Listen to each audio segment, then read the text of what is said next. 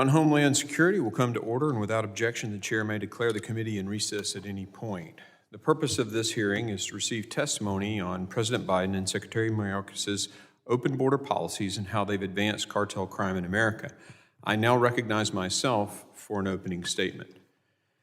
The southwest border is wide open, and the evidence is clear. More than 5.5 million encounters, more than 1.5 million known gotaways since FY21. Nearly 380,000 encounters of unaccompanied minors, a record number of fentanyl poisonings in the United States, largely driven by drugs flooding across our southwest border. The crisis is a direct result of DHS Secretary Alejandro Mayorkas' dereliction of duty.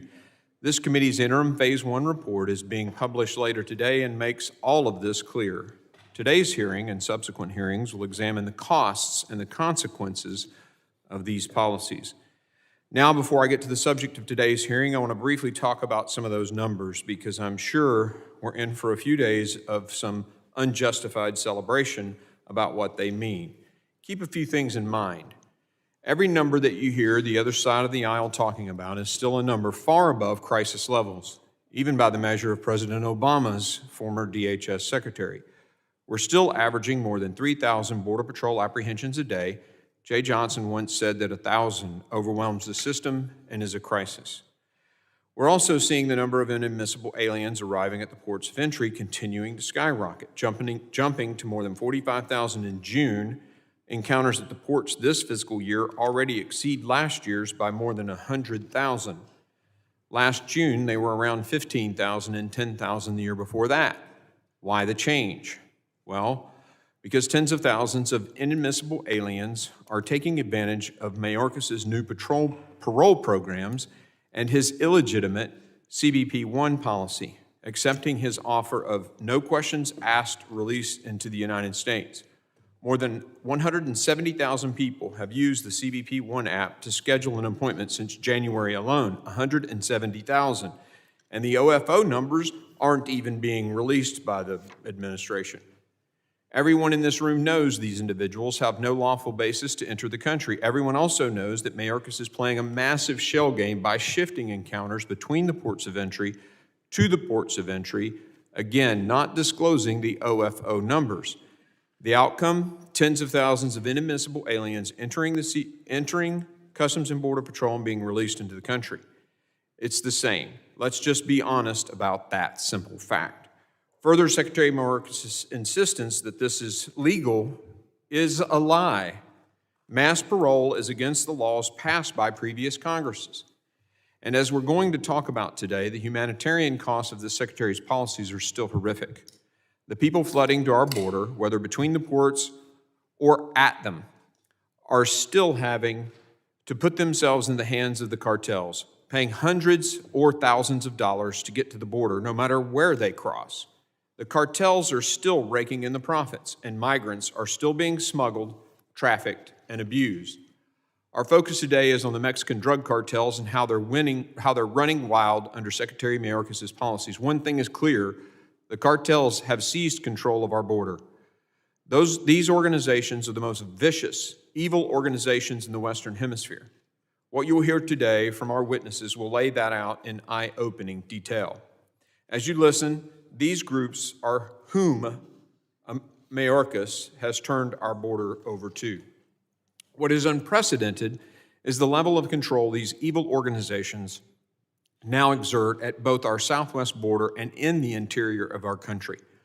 The boldness with which they operate in open defiance of law enforcement and the profits they are raking in. Both Americans as well as migrants are suffering from their wrath. It is virtually impossible to cross the southwest border without first paying the cartels. People are killed simply for trying to do so. While Secretary Mayorkas' policies have pulled thousands of Border Patrol agents off the line to process and release these aliens into the interior as quickly as possible, this is not the work they signed up to do. And the former chief of the Border Patrol recently told us has made many agents feel like smugglers themselves. Their words, not ours. Cartels purposely overwhelm Border Patrol agents with illegal crossers in one area as a distraction so they can smuggle other aliens or drugs across in the areas just vacated by those agents. Amazingly, Secretary Mayorkas admitted to the Senate under oath in March that he was not aware of this strategy. Meanwhile, his Attorney General did know the tactic used by the cartels. Unbelievable. Business is so good that the cartels have devised a complex system for the massive number of people trying to illegally cross the southwest border.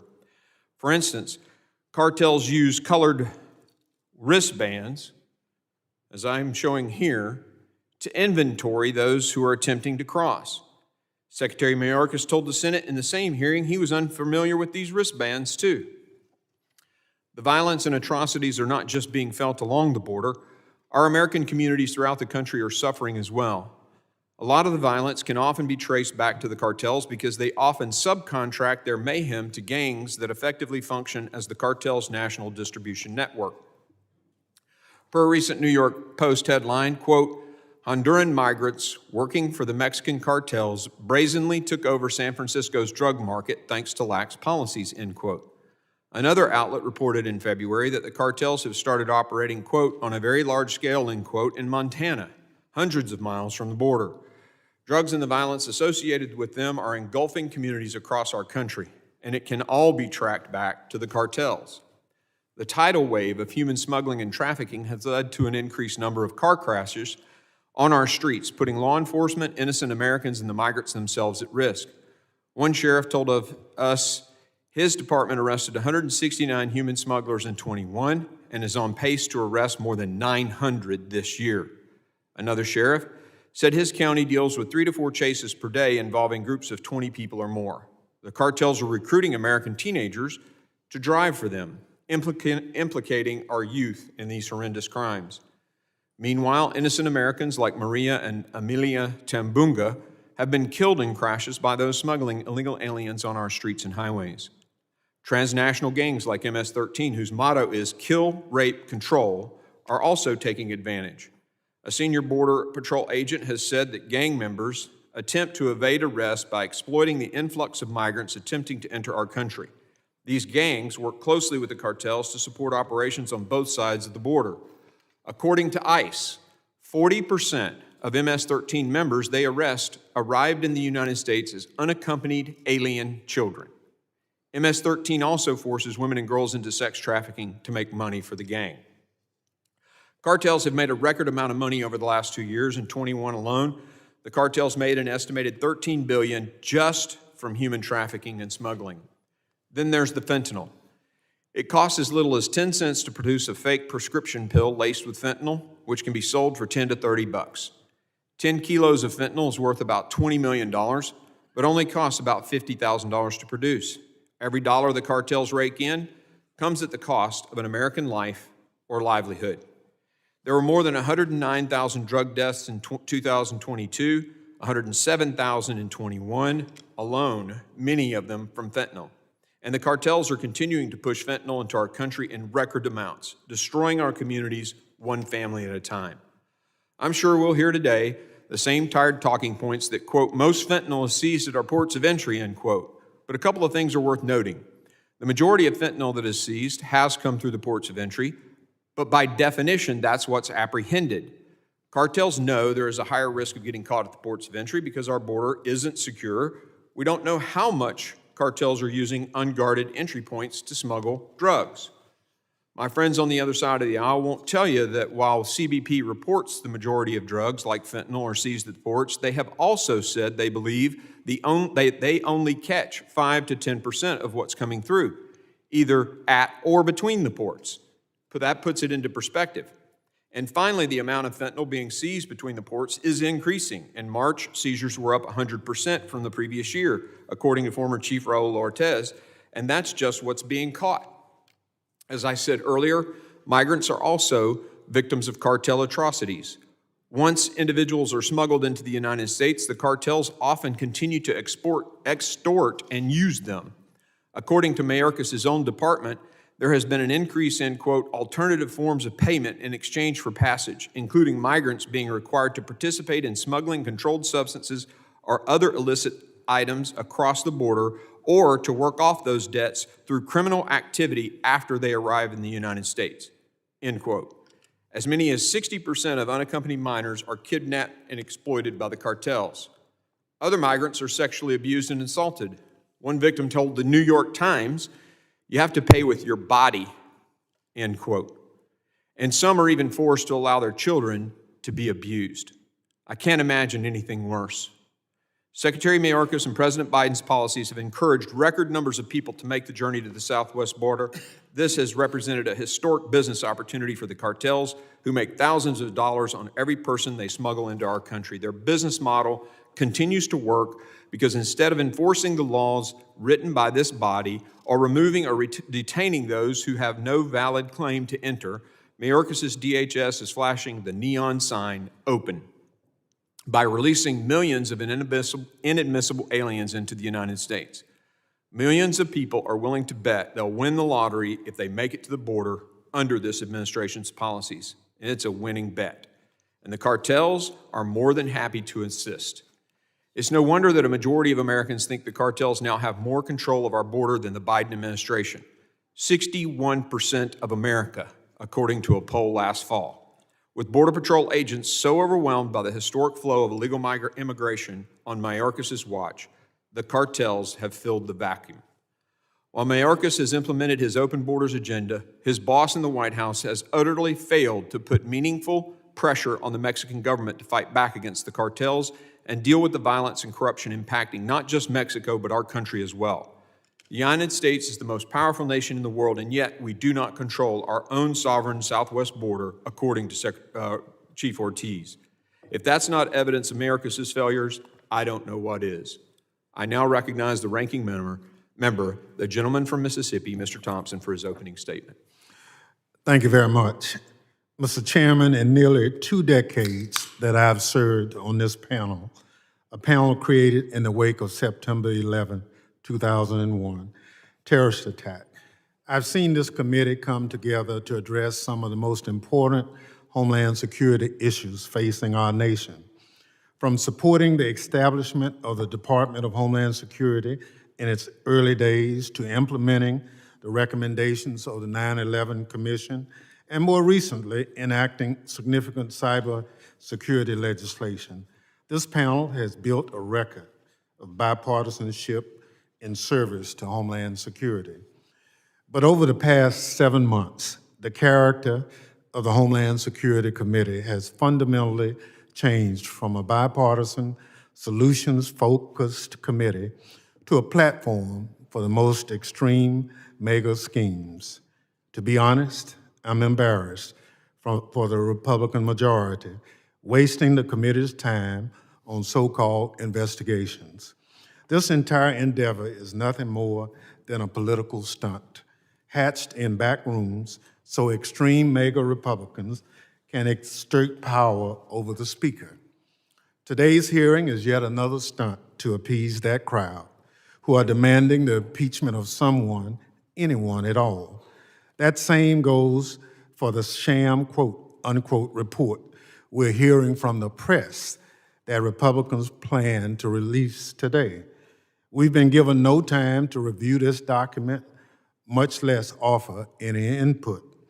But if it's anything like the report Republicans released immediately before their last hearing, this one will be rife with errors and full of extreme mega rhetoric masquerading as fact.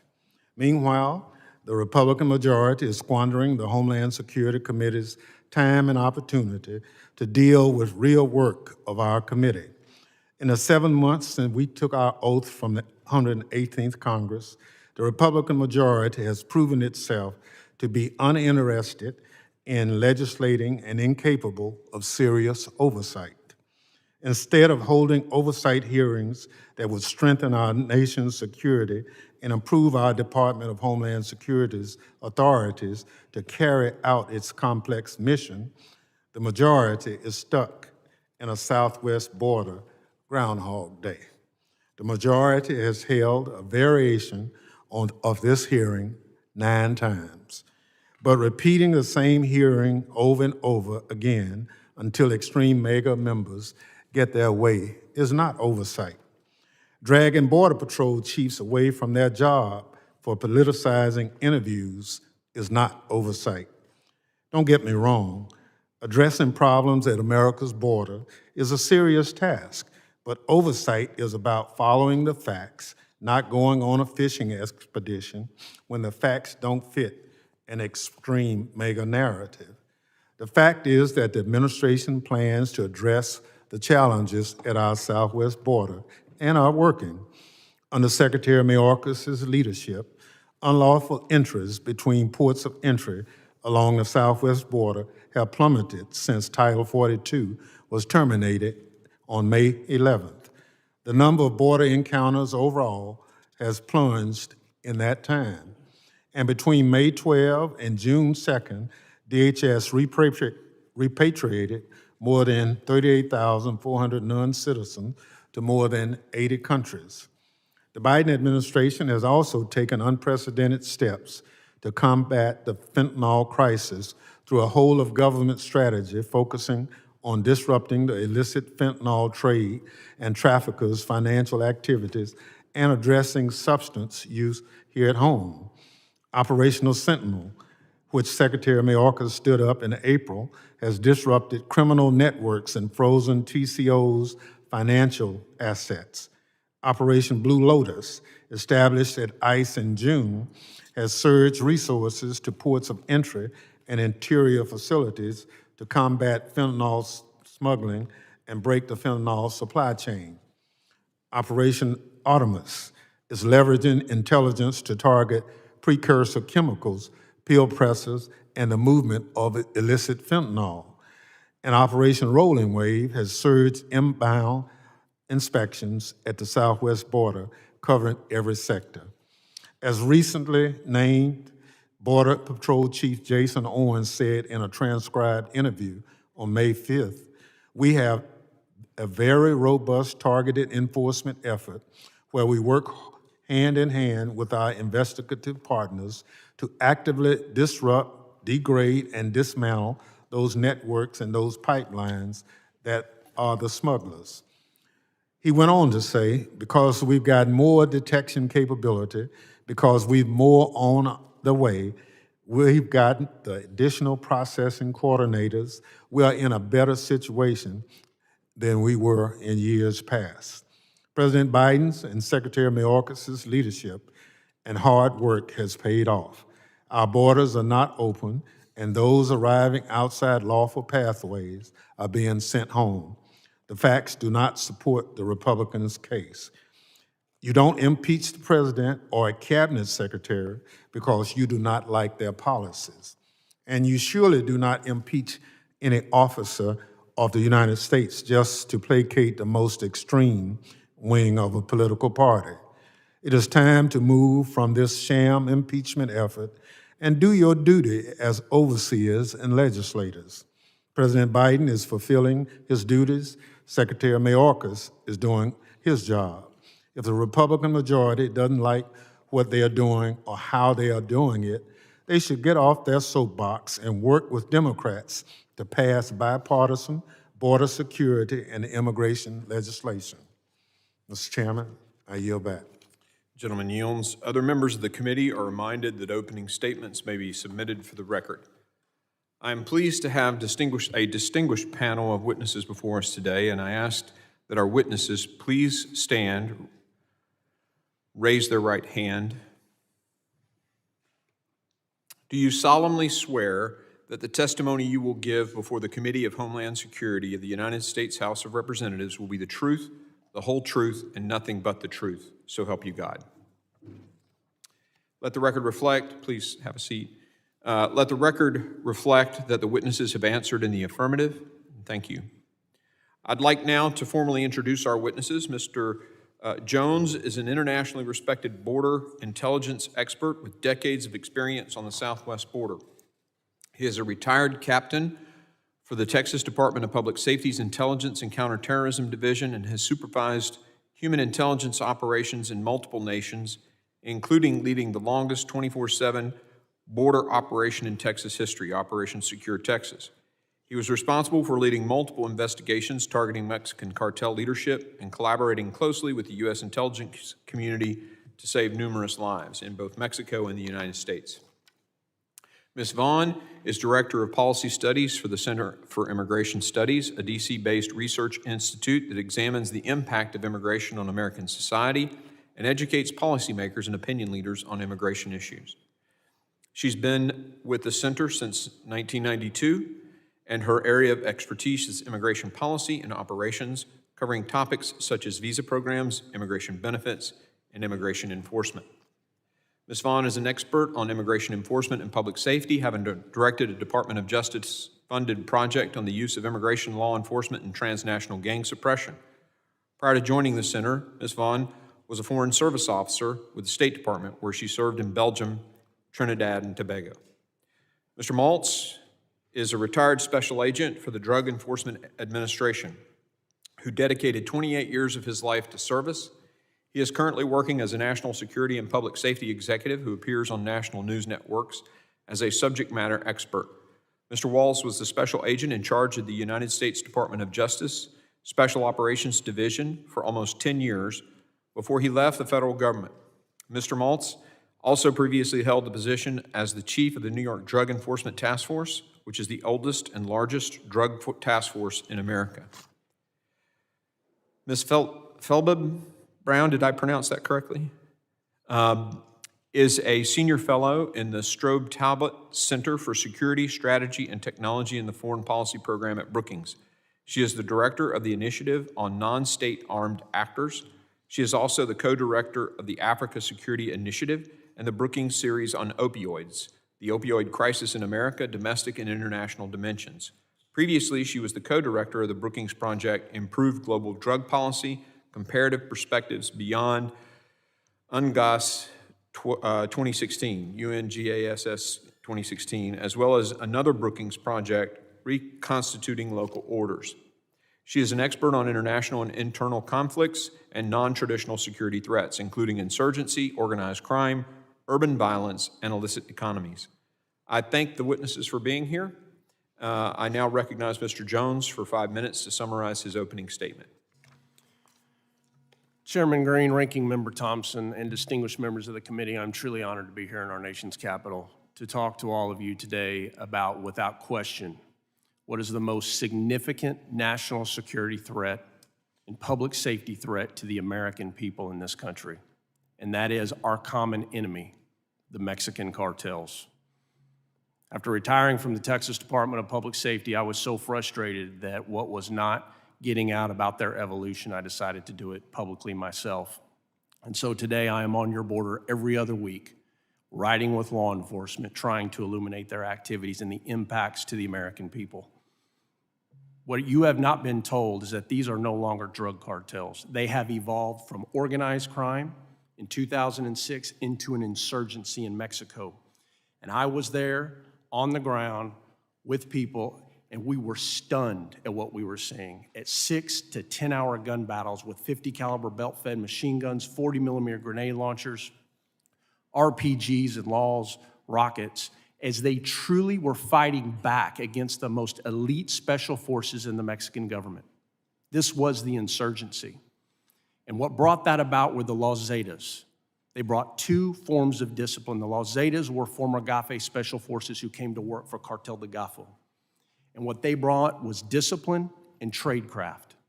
And from that, every other cartel was then forced to create an enforcement wing and rise to the occasion or fall.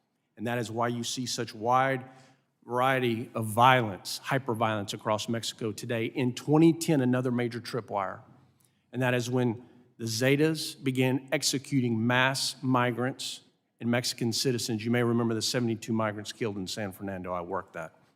The 300 men, women, and children killed in Allende, chopped into pieces, and then guisoed, because the Zetas had a saying that you can't count a body that doesn't exist.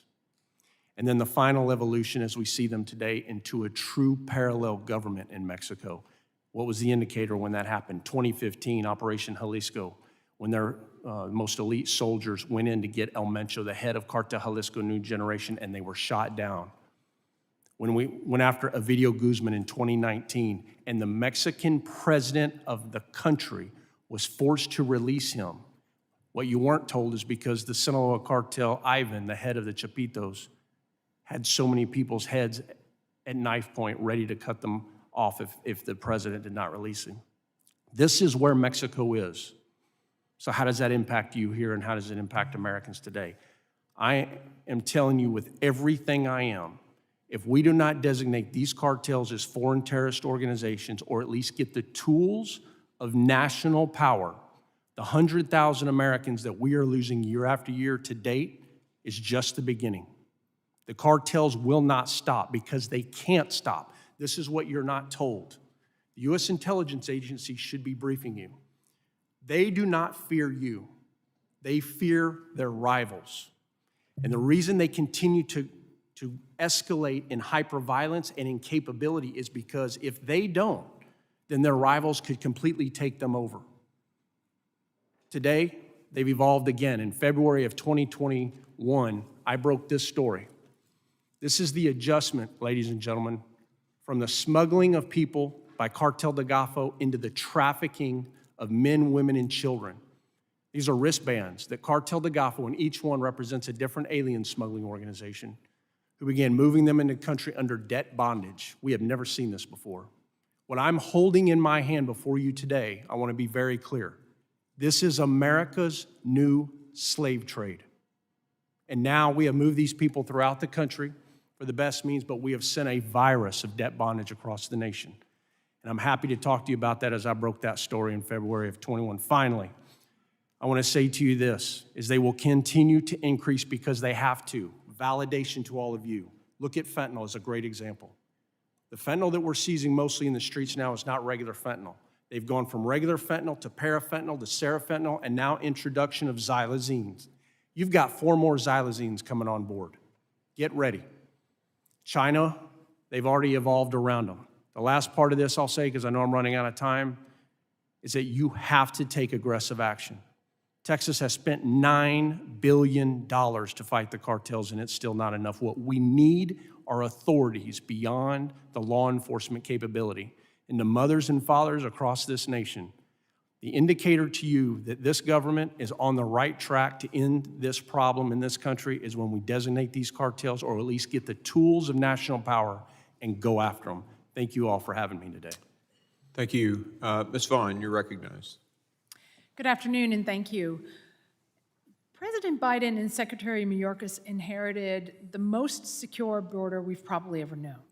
But they discarded that security in favor of what they want and what they call a more humane, more equitable system. What they seem to really want is to normalize illegal immigration.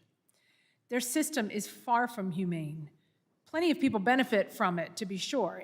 Employers seeking exploitable workers, NGOs seeking government contracts, but the biggest winners are the criminal cartels, who've been raking in huge profits made possible only because these policies give them an endless supply of vulnerable customers that they can exploit and abuse.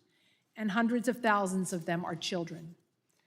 The human cost of these policies is unconscionable and for some irreparable, and indeed most worthy of a hearing.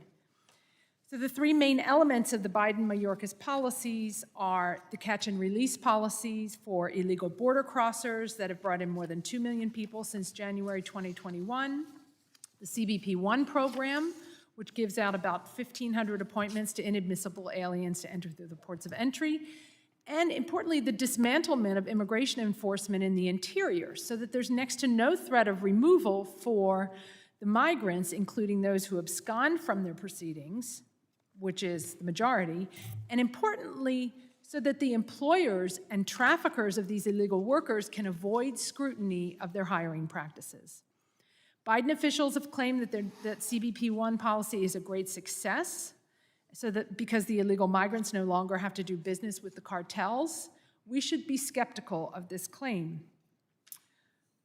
First of all, CBP-1 can only be used from locations in northern Mexico, and the migrants still have to get there, and for most, that still means paying a cartel-approved smuggler. And the CBP-1 appointment itself turns out to be yet another opportunity for them to extort the migrants. Of course, the gotaways and the runners, who are the bad guys, are still coming in, as are the unaccompanied minors. The situation now is nothing to brag about. We've merely gone from truly catastrophic to very bad. And to the extent that there is a decline in illegal entries is also helped by the efforts of Texas, of course, to block the most popular crossing points. Biden and Mayorkas have been shockingly indifferent to the consequences of their policies for the migrants whom they are enticing into the cartel's web. The dangers begin on the journey with the high risk of robbery, assault, extortion, injury, illness, and as we've discussed, for many, the abuse continues after they get here. Some people pay a discounted fee and give up their children for the smugglers to use to give to other single adults. Others agree or are forced to be drug mules. A large number just make a down payment on the smuggling fee that's paid off in fear-driven, forced labor, debt bondage arrangements that are difficult for them to escape from. So we now have a thriving market for cartel-involved human trafficking. And according to one source, about 1/4 of the victims are children. And part of this is because of the policies of how these kids are handled once they are brought into the country as unaccompanied minors. The Border Patrol has to turn them over to the HHS assembly line, where the goal is to flip them over to a sponsor as soon as possible with few questions asked. And not surprisingly, they end up in domestic servitude, working illegally at factories, poultry processing plants, on farms, or in the worst cases, trafficked for sex. These kids are vulnerable targets for criminal gangs like MS-13 and 18th Street, many of whom came here through the very same policies and are looking for new recruits or commodities to make money for the gang. And some of the worst cases of this I've ever seen are happening very close to here in PG County, Montgomery, Frederick, Baltimore, Anne Arundel, Fairfax, Loudoun, and Prince William County have all had horrific cases. The cartels are into the forced labor too, what some have called narco-slavery, not just drug mules, but farm workers on the illegal marijuana grows in Oregon and California. The public safety threats that come on top, these public safety threats come on top of other significant costs to taxpayers, and we have effective tools to fight back against the cartels directly, but the most obvious step is to secure the border and control illegal migration, to deny the cartels the opportunity to make money off the migration dreams of vulnerable people. Thank you, Mrs. Vaughn. I now recognize Mr. Maltz for 5 minutes. Thank you for the opportunity to speak today on this very important topic. After a 28-year career with DEA, I've been supporting law enforcement agencies all over the country, and I also support the grieving families that are burying their loved ones on a daily basis. I believe the safety and security of America must be a top priority, and the current border policies are placing every American at risk. The Mexican cartels are taking over and taking advantage of the vulnerabilities at the border, but they're working with the Chinese transnational criminals at levels we've never seen in the country. They're operating with no fear. The brave men and women in CBP are doing tremendous work, but they're distracted every day because they're dealing with a tsunami of migrants coming in from over 150 countries.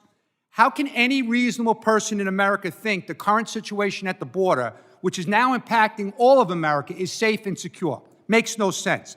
Look at the historic number of deaths, right? I deal with this every day, 9,161 dead Americans. Headline news today, 9 in Cleveland, Ohio, most ever in a 24-hour period, dead. Last month, another public service alert because there were 5 dead in a 12-hour period.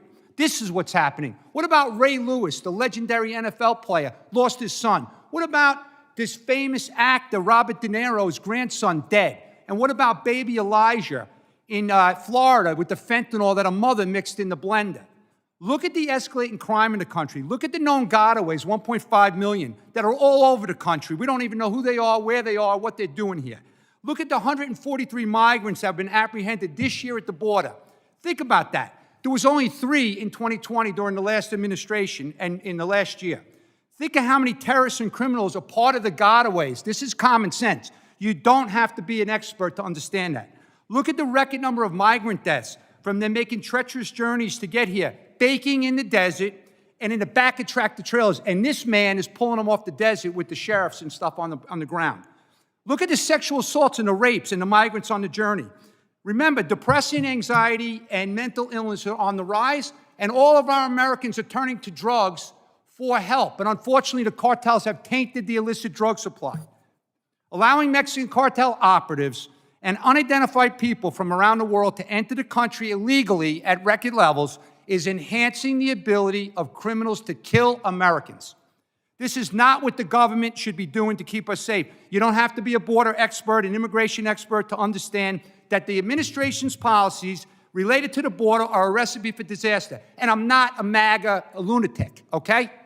Look at the recent statement on China made by FBI Director Wray. Now let's think about it. He said how China is the most, biggest national security threat to our long term of this country. Based on that warning, let's look at the facts. Already this year, 14,655 Chinese nationals, many of them military-aged men, are being apprehended on the border. Let's look deeper. That's a 1,540% increase from last year and over a 10,700% increase from 21. So my question to everyone here, what are they coming here for, military-aged men from China? And how many are in those gotaways? Remember, the bombing campaign from China continues from the Chinese labs with the xylazine.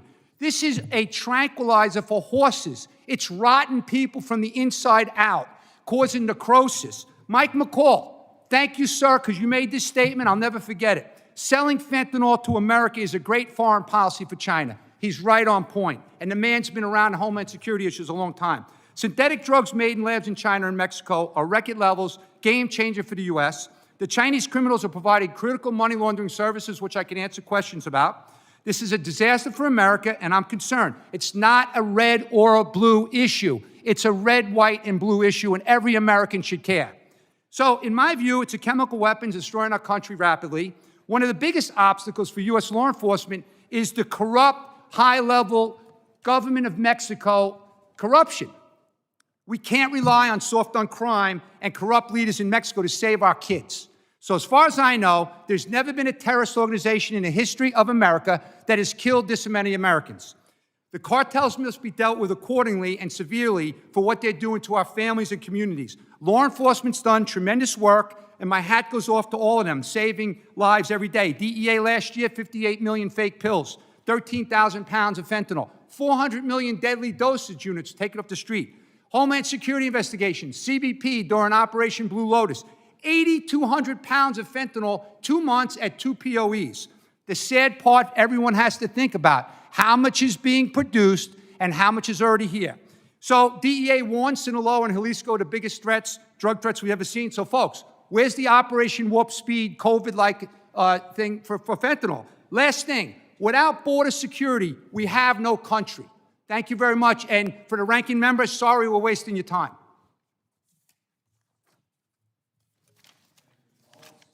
I now recognize. Hold on a minute. Why you reference me? Because in your opening statement, you said that this was a charade, it was a waste of time, whatever words you used, and the kids are dying at record levels, and I don't appreciate that. Look, I said nothing. Hold on, to the you. ranking member is not recognized. We're going to continue on with our witnesses. Ms. Felbab Brown, you're recognized for 5 minutes. Thank you for this opportunity to testify. As was said, I'm senior fellow at the Brookings Institution. The Brookings Institution is a U.S. nonprofit organization devoted to independent research and policy solution. My testimony represents solely my personal views and not those of anyone else. U.S. domestic prevention, treatment, harm reduction, and law enforcement measures are fundamental and indispensable to countering the devastating fentanyl crisis. Mexican criminal groups, particularly the Sinaloa Cartel and Cartel Jalisco Nueva Generación, source fentanyl and fentanyl precursors in China, synthesize them into fentanyl in Mexico, and then smuggle them into the United States. Some 90% of fentanyl seizures occur in legal ports of entry, and this is very likely where most fentanyl is smuggled through. Mexican cartels predominantly hire U.S. citizens to smuggle drugs across the border. U.S. citizens represent more than 85% of those convicted of fentanyl charges. Drugs are hidden frequently in personal vehicles or within legal cargo. New ports of entry scanning technology authorized by the Biden administration are expected to significantly increase the percentage of inspected vehicles and cargo, a most welcome development. A highly pernicious recent development is the establishment in Mexico of pharmacies that sell fentanyl-laced drugs and other dangerous substances, as well as drugs such as antibiotics and anabolic steroids without prescription. These are located in major tourist areas and very likely are linked to Mexican cartels. Yet although they operate in plain sight of Mexican authorities, the Mexican authorities appear to take little action against them. Increasing payments for precursors originating in China are now occurring in wildlife, a significant problem endangering public health and safety, as well as food and security and global biodiversity, with repercussions for the United States. In Mexico, the collapse of rule of law is profound and goes far beyond the high rates of homicides and disappearances. While the administration of President Andrés Manuel López Obrador persists in its do-little policy vis-à-vis Mexican cartels, the groups are increasingly resorting to more brazen violence, enjoying high levels of impunity, as well as governing large scope of territories, economies, institutions, and a significant number of people while seeking to influence elections. In contrast, in the United States, because of the high effectiveness of US law enforcement and policies, Mexican criminal groups are far less violent and do not behave in the same way. Indeed, the overwhelming majority of violent, serious crime in the United States are committed by US citizens.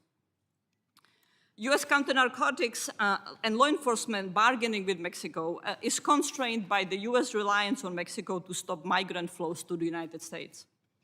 If the United States were able to pass the comprehensive immigration reform that would allow legal pathways for those seeking protection and opportunities in the United States, it would be far better able to induce the Mexican government to meaningfully cooperate on counter-narcotics and other law enforcement issues. In its engagement with the Mexican government, the US should prioritize shutting down Mexican pharmacies that sell fentanyl and methamphetamine-laced drugs, the actual dismantling of drug trafficking networks, not merely seizures and lamps, and more effective Mexican prosecutorial action. Rather than designating Mexican criminal groups as foreign terrorist organizations, the United States should further significantly intensify border inspections that requires adequately resourcing US Customs and Border Protection, both with resources and personnel for legal ports of entry, as well as developing packages of leverage, such as indictment portfolios and visa denials against Mexican officials who sabotage rule of law in Mexico and facilitate cartel activities. The United States should also adopt a true whole-of-government approach to countering fentanyl smuggling, authorizing a wide range of US agencies, including the Departments of State and Defense, to support US law enforcement. Because the cartels are no longer specializing simply in drug trafficking, but a whole variety of legal and illegal economies, the approach needs to be multifaceted. That means increasing intelligence collections against a wide variety of activities the cartels engage in, such as crimes against nature, and consequently, the number of US Fish and Wildlife Special Agents and investigators, as well as other specialists for other economies. And it also means bringing a wide set of law enforcement actors to organized crime drug force task forces. Thank you.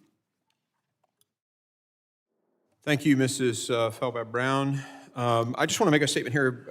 Look, members of the witnesses, as well as members of the committee, we have some rules, and those rules are that you direct your comments to the chair. So if you direct them to another member on the dais, or even within the committee, we don't do that unless we ask for time to yield, and then you can ask a question. There are procedures on how to do that. Your comments, especially for the witnesses, should be directed to the chair. I want to make sure that's real clear. Mr. Chairman. Yes, the gentleman is recognized. I appreciate that comment, but I really want to raise a point of order here. Okay. I don't think I've ever seen a witness personally attack a member like that at a hearing. Okay, I'll clarify it. You're no longer recognized. Mr. Malls, The better way to have said what you wanted to say would have been to say, you know, someone on the committee, or to say, it's been said that this is a waste of time. And you could say that's offensive to me, there are Americans dying. You could make the comment like that. But to direct it at the ranking member is inappropriate, and I think everyone would agree with that. With that, I recognize myself. Mr. Chairman. Mr. Carter, you're recognized. Thank you. Parliamentary inquiry. Shouldn't our role be to discourage disrespectful behavior and not coach on how to do it more appropriately? Look, No, hold on. Let me be clear here. In previous hearings, we've had individuals attack individuals on my side of the aisle, and I gavelled them down. No, I'm You can't, hold on. You cannot address your comments to an individual about an individual, but you can say Secretary Mayorkas lied, but you can't say Secretary Mayorkas is a liar. I know it's a subtle difference, but the rules are very clear. The rules of the House are very clear on that. And so the point is you cannot direct anything other than to the chair. That's the rule, and that's the rule we'll live by. And to preserve decorum and respect, whether we agree or disagree, no member, Republican, Democrat, or other, no member of the committee should disrespect a member of that's a witness. But what we witnessed a second ago was a direct attack. I appreciate you telling him he shouldn't have done that. Yeah. But I'd like to go a step further, may I, if I would, very respectfully. That Look, we if we're going to entertain a Hold on, debate on this, it needs to be two-sided. Hold on just a second. If we're going to entertain a debate, I insist that it be Mr. Bishop, two-sided. you hold on just a second, and I'll recognize you in a moment. Very well. Don't do that again, please. I will be heard if we're Mr. going to hear Carter, from both sides. finish your comment. Mr. Chairman, thank you. My only comment is that we should always preserve decorum and respect. We can disagree without being disrespectful. And you're- if you you're- think that's a debate, Mr. Bishop, I'm You're sorry. disagreeing with me. I appreciate that. And what I'm saying is there's a way to say things without directing your comment against an individual. You can say that Secretary Mayorkas lied. You can't say Secretary Mayorkas is a liar. You can say, I don't think this is a waste of time. And I'm offended when someone suggests that it is a waste of time. I think making that point clear is important for the whole committee. Mr. Bishop, you're recognized. Thank you, Mr. Chairman. At the outset, the ranking member said he was embarrassed that we would undertake this hearing, that it was so worthless it was embarrassing to him. That witness responded to that because it was an attack on that witness. Every witness on this panel and every member on this side of the dais. I'd like to know why a member of Congress, because he sits up here at this dais, can feel free to disrespect people who come at our invitation to testify by declaring what they have to say about youth being killed by fentanyl poisoning across this country, that is not worth this committee's time, but a response to that is objecting to. And I'll say another thing, forensically. In every hearing that I have attended where witnesses testify, they address their remarks to the chairman and to the ranking member. I've never heard it done otherwise. I've never heard anybody remonstrated for addressing the ranking member, and I don't know why this would be the first time that would be brought up, and I object to it. Okay, thank you. Hold on, we're not going to May I respond to that? No, I will advise members that under Clause 1 of Rule 17 of the Rules of the House, they must observe the House standards of decorum in debate and conduct.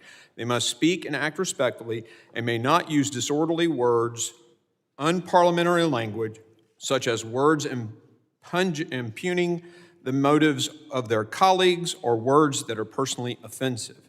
I would encourage the members to adhere to the House standards of decorum and proceed in order. We need to get on with this, and members will be recognized by the order of their seniority for their 5 minutes of questioning.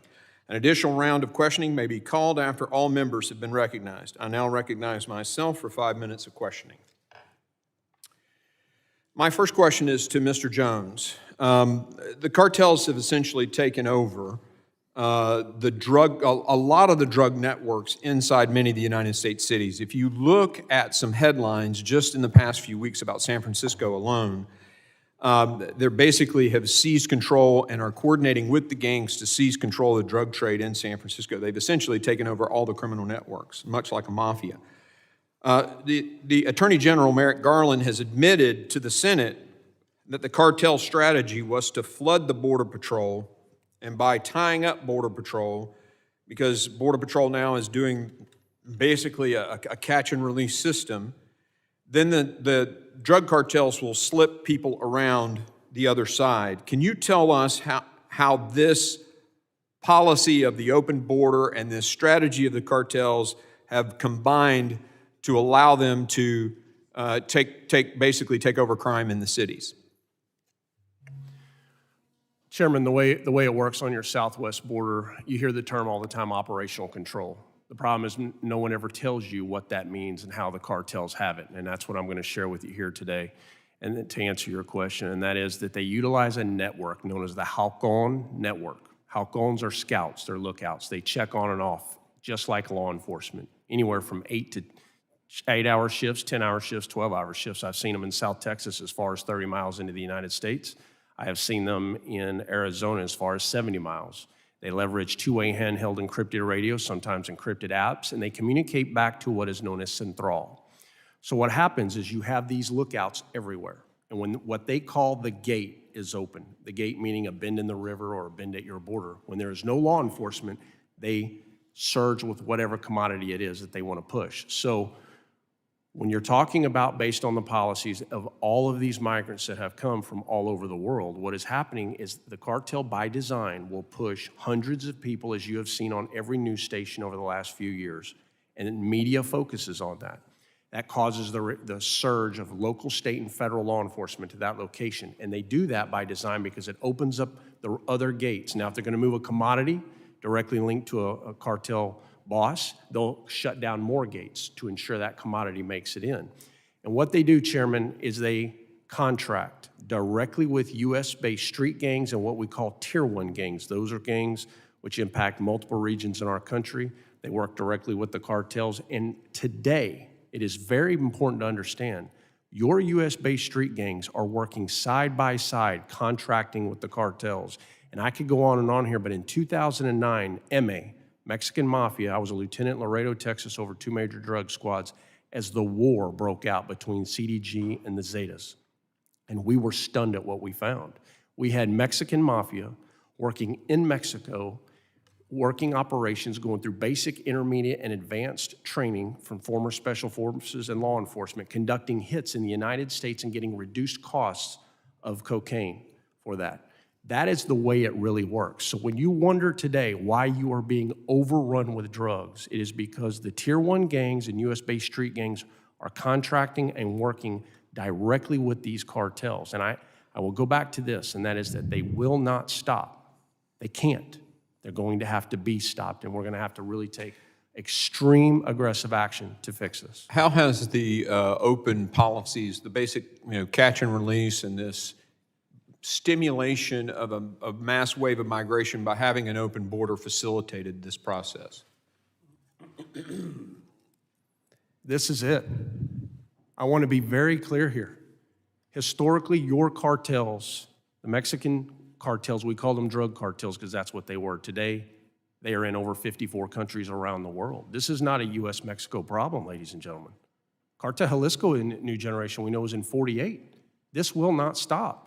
And now they've transitioned into the final version of human trafficking known as debt bondage. And I am holding it in my hands. This is it. This is how emboldened they've become. So I can't stress to you that you have to take extreme action to go after these cartels and to truly create relationships with Mexico and the rest of the world in what we call a unified command and treat them as the dark networks that they are. And I'm happy to discuss that with you as to how to go after them. Thank you. I now recognize the ranking member for 5 minutes of questioning. Thank you very much, Mr. Chairman. Mr. Jones, you talked about that Congress should take extreme action. Let me tell you what was in the last omnibus package that we passed in 2023. We provided $17 billion for customs and border protection, including an increase in spending by 17% over the previous year. It allowed for hiring operations along the southwest border. We also provided funding for 19,855 Border Patrol agents, an increase of over 300 agents, the most since 2011. We also appropriated $60 million more to hire 125 customs and border protection officers and mission support staff at our ports of entry. But I'd also tell you, not a single Republican on this committee voted for it. It was passed only by Democrats. We're the ones who are trying to provide the resources to the good men and women along the border who are addressing this. Every time an opportunity presents itself to put resources on the border, Democrats are the ones who vote for it. You know, you can talk tough, but when it comes time as a member of Congress, you really need to vote your conviction. So if you don't give the men and women the money they need to help protect us, then that's our fault. But thank goodness the Democrats in Congress gave the money that was asked for by the department.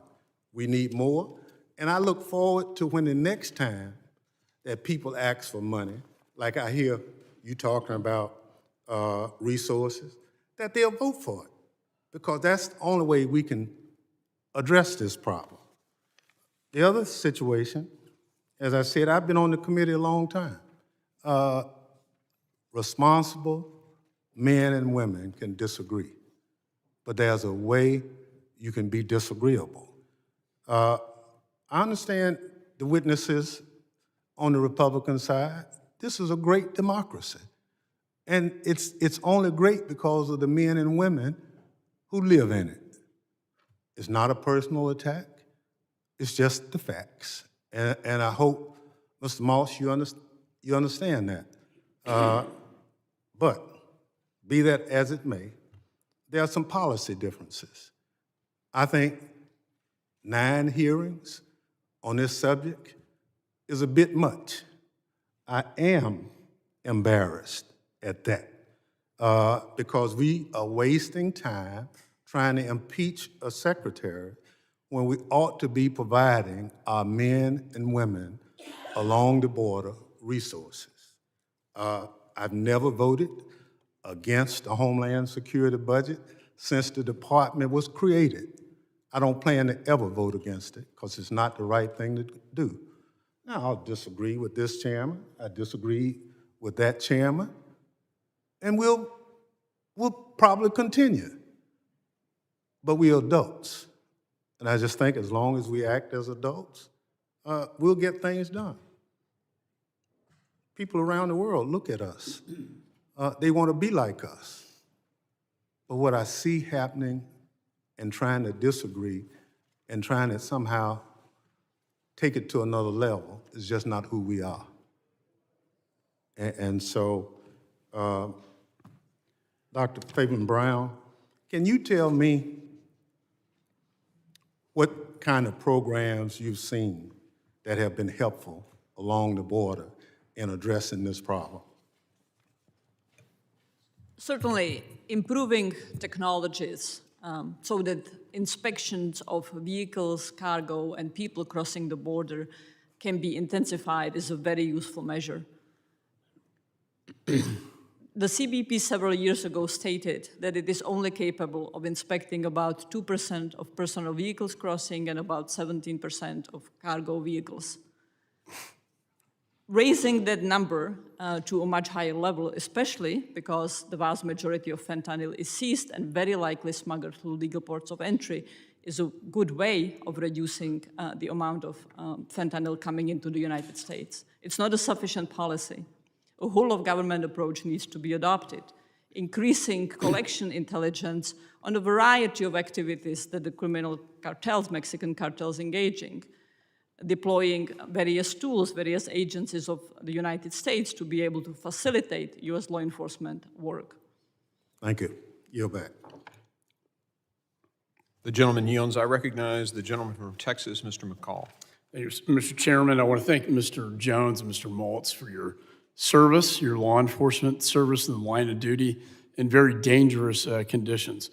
Mr. Maltz, I want to thank you also for your comment about foreign policy, because I can't think from a communist China standpoint, a better foreign policy than introducing poison through Mexico into the United States, killing Americans and making money off it, It's almost like a reverse opium war, and they see it that way.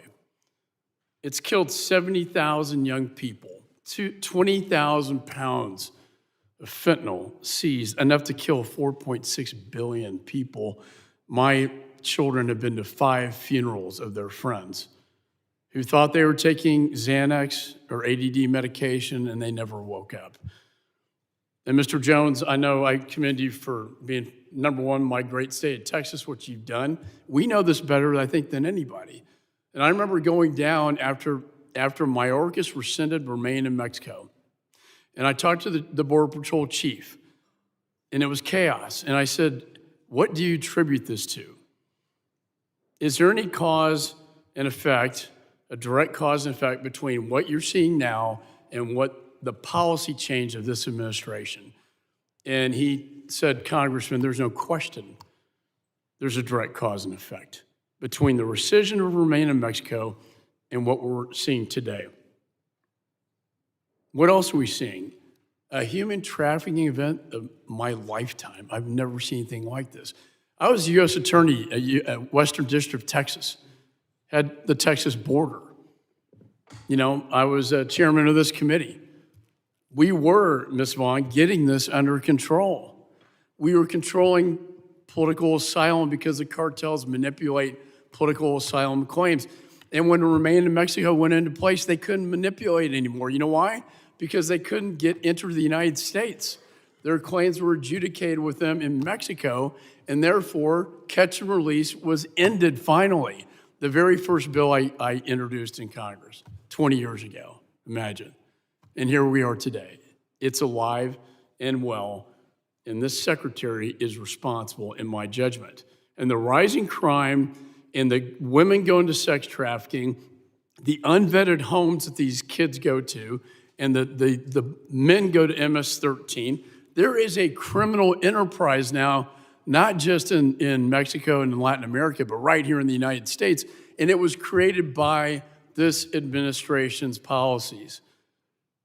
So my question to the three of you, Mr. Jones, Ms. Vaughn, Mr. Maltz, do you believe that the actions of this secretary by rescinding remain in Mexico, a policy that was effectively working, that has created this criminal enterprise, do you believe that this secretary is responsible for and complicit with the criminal enterprise that has resulted as a result of these policies being rescinded? Mr. Jones. Yes, I do. And that is validated by not only the data from the United States Customs and Border Protection that validates the numbers that crossed into our country as a result of the exemptions created under Title 42, which Secretary Mayorkas is the architect behind that. In addition, the overdose deaths in this country due to the sheer impact to mothers and fathers and families across this country. The data validates it. And one thing to add, the district court said you must re-implement remain in Mexico. The secretary did not comply with that order. He failed to comply with that order. Ms. Vaughn. I do believe that the Biden-Mayorkas policies are responsible. They're a disaster. They're what's responsible for the situation that we have today.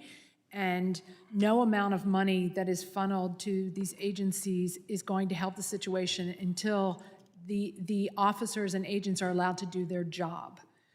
The policies at this point are more important than the money. In fact, they said, sir, we're turning our backs on you because you turned your back on us, as I recall. Mr. Maltz. Well, I say it starts at the top with the president and it comes down. And I just want to say that I make these collages of these dead kids on my own time to help spread the awareness. So the results are just dead children and families going to funerals. That's what it comes down to. I'm not an expert on immigration law or border patrol policies, but I know what's going on in America. And that's why I'm here today. So thank you. That's why we marked up a bill in my committee to designate fentanyl as a chemical weapon under the Chemical Weapons Convention. Mr. Jones will give us more authorities to go after them. I yield. Former chairman yields back. I now recognize the gentleman from California, Mr. Correa, for his 5 minutes of question. Thank you, Mr. Chairman. Before I start with my comments, I wanted to submit for the record without objection, CBP release June 2023 just came out yesterday showing the lowest southwest border encounters since February 2021. If I may read, total southwest border encounters in June, including individuals who presented at ports of entry with or without CBP-1 appointments, were down 30% to 144,000. If I could submit that for the record, sir. Without objection. And I just wanted to, first of all, thank our witnesses for being here today. I want to quote General John Kelly when his Secretary of Homeland Security would say, border security does not end or begin at the border. And Mr. Jones, I want to say I heard your testimony. I listened to it very carefully. I got to tell you, I really don't like what you said. But as an individual that's worked a lot on both sides of the border, I have to tell you, you have some valid points. We do need some extreme solutions. We need to coordinate with Mexico. We need to get it right. Speaking to Mexican officials recently, and they reminded me that just recently they had seized 46,000 bank accounts or blocked, the equivalent of almost $700 million of money from organized crime, have entered into an anti-money laundering binational group with the United States. 1,600 members of the Mexican military today are deployed at 55 security points along the border.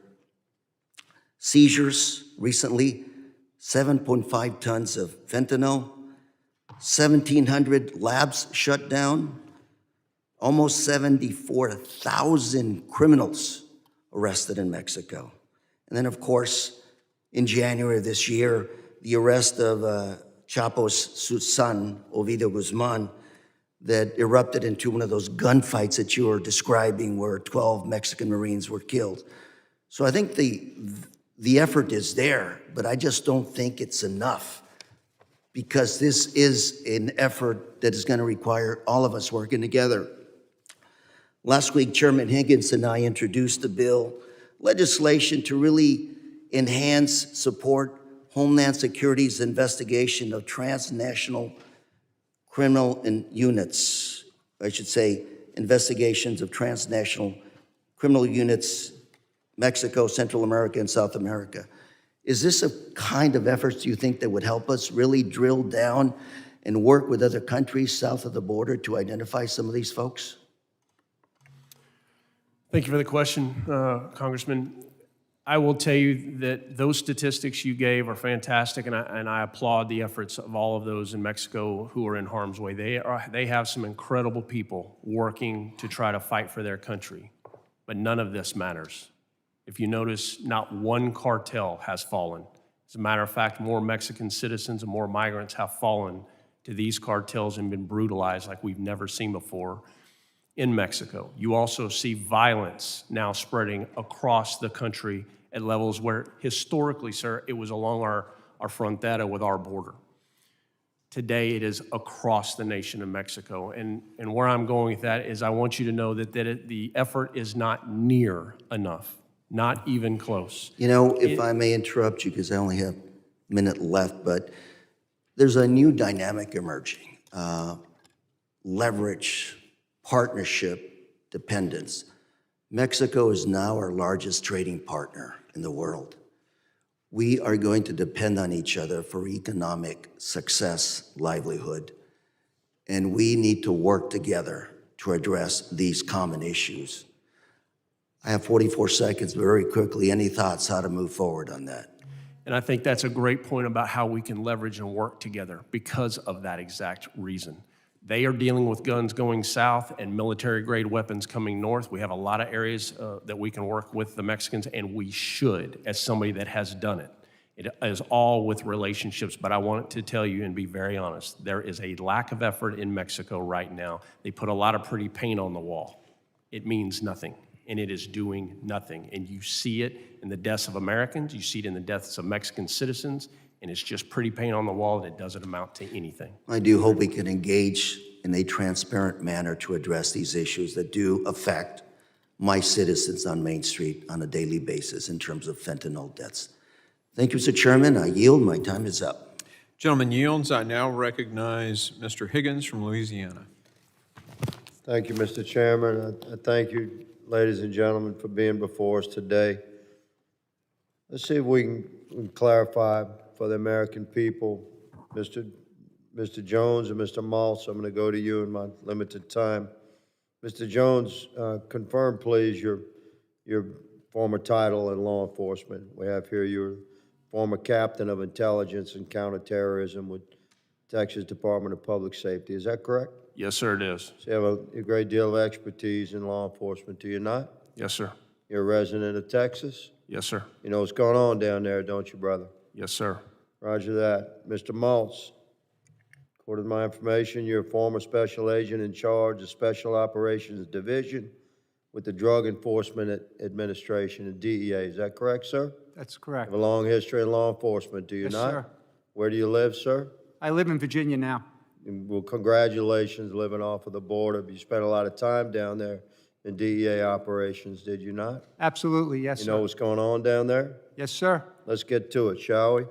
Since President Biden was inaugurated and made perhaps the poorest decision in the history of poor decisions by hiring Secretary Mayorkas to enact his policy, because although Secretary Mayorkas has a great deal of expertise, as you gentlemen do as well, he has the added responsibility as a secretary to advise the president if the president's policies are injurious to America. And once those policies have been demonstrated to be clearly injurious to our country, the secretary further, reflective of his oath, has a responsibility to step away from that administration if the president does not abide by his advice when the president's policies that the secretary is enacting are clearly hurting our country. And they absolutely are. Gentlemen, I'm going to ask you a little bit about cartels' access to our country. You both have conducted United States operations in and with Mexico, have you not? Yes, sir. Ms. Jones, yes? Mr. Small? Yes, sir. Yes, sir. Yes and yes. The United States operations in Mexico, must they follow United States law and be organized with the Mexican government and Mexican law enforcement? Mr. Yes, sir. Jones? Yes, sir. Yes and yes, of course. So we have operations in Mexico, law enforcement operations in Mexico, but we have to follow the law, do we not? Right, and And it if I has to may be- add, the best example is that is the unified operation to capture Chapo Guzman on 2 occasions, working with the Mexican Marines. And they did the operation, not the U.S. They went out and they grabbed them. They had the courage to do it. Understood. I like your spirit. So let's compare that to the cartels. Gentlemen, do you consider it a true statement that the cartels have gained unprecedented access and networking within the United States of America? Mr. Yes. Jones? Yes, sir, I do. Yes, sir. Have you seen this increase incredibly over the last 2 years, Mr. Jones? Yes, sir. Mr. Maltz? Yes. Roger that. Do they have to follow our laws? No way. Absolutely not. There's no fear. They're not But going to go to jail. They have unfettered access to the communities of America, and they traffic in 2 things, drugs and human beings. And this administration has accommodated their efforts. Oh, how can you say that, Congressman Higgins? Well, let me give you an example. We've spoken a great deal about technology on the border. My colleagues across the aisle stated, we don't want a wall, walls, old tech. We don't need a barrier system. We have technology. Okay. First of all, that's in denial of the fact that a physical barrier is part of a security system that includes physical barriers to deter and delay an attempted criminal crossing or trafficking of human beings and drugs into our country. And secondly, let's talk about the technology. Much has been said about drones being used. We have technology on the border, was requested by law enforcement on the border during the Trump administration, approved by Congress, funds appropriated, contracts arranged for, to detect and take down cartel drones. That's called the detection and mitigation capabilities of our anti-drone tech, deployed on the border. called the defensive and offensive operations of that anti-drone tech. Somewhere, since Secretary Mayorkas has been in charge, and I promise you we will find the smoking gun. Since Secretary Mayorkas has been in charge, the offensive capabilities or the mitigating capabilities of that anti-drone tech has been suppressed. Mr. Chairman, my time has expired, but my passion has not. I yield. The gentleman yields. Sometimes Clay Higgins just says it the best way.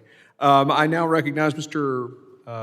Carter, I think is who's up next, from Louisiana. Also. Thank you, Mr. Chairman. Mr. Chairman, I ask unanimous consent to enter into the record an article titled "Cadre of Nativist Groups. Figures have long pushed replacement by immigration ideas into mainstream," which explains how the replacement conspiracy theory has inspired domestic terrorism and documents that the Buffalo mass shooter cited by Ms. Vaughn research is justifying his domestic terror attack. Mr. Speaker, Mr. Chairman, this hearing is unfortunately a sham. It's a dangerous national platform that risks legitimizing the extremist idea terrorists latch on when carrying out attacks on the homeland. In this committee, all of us should frown on that. So I'd like to enter this to the record so everyone have an opportunity to read it, sir. Without objection, so ordered.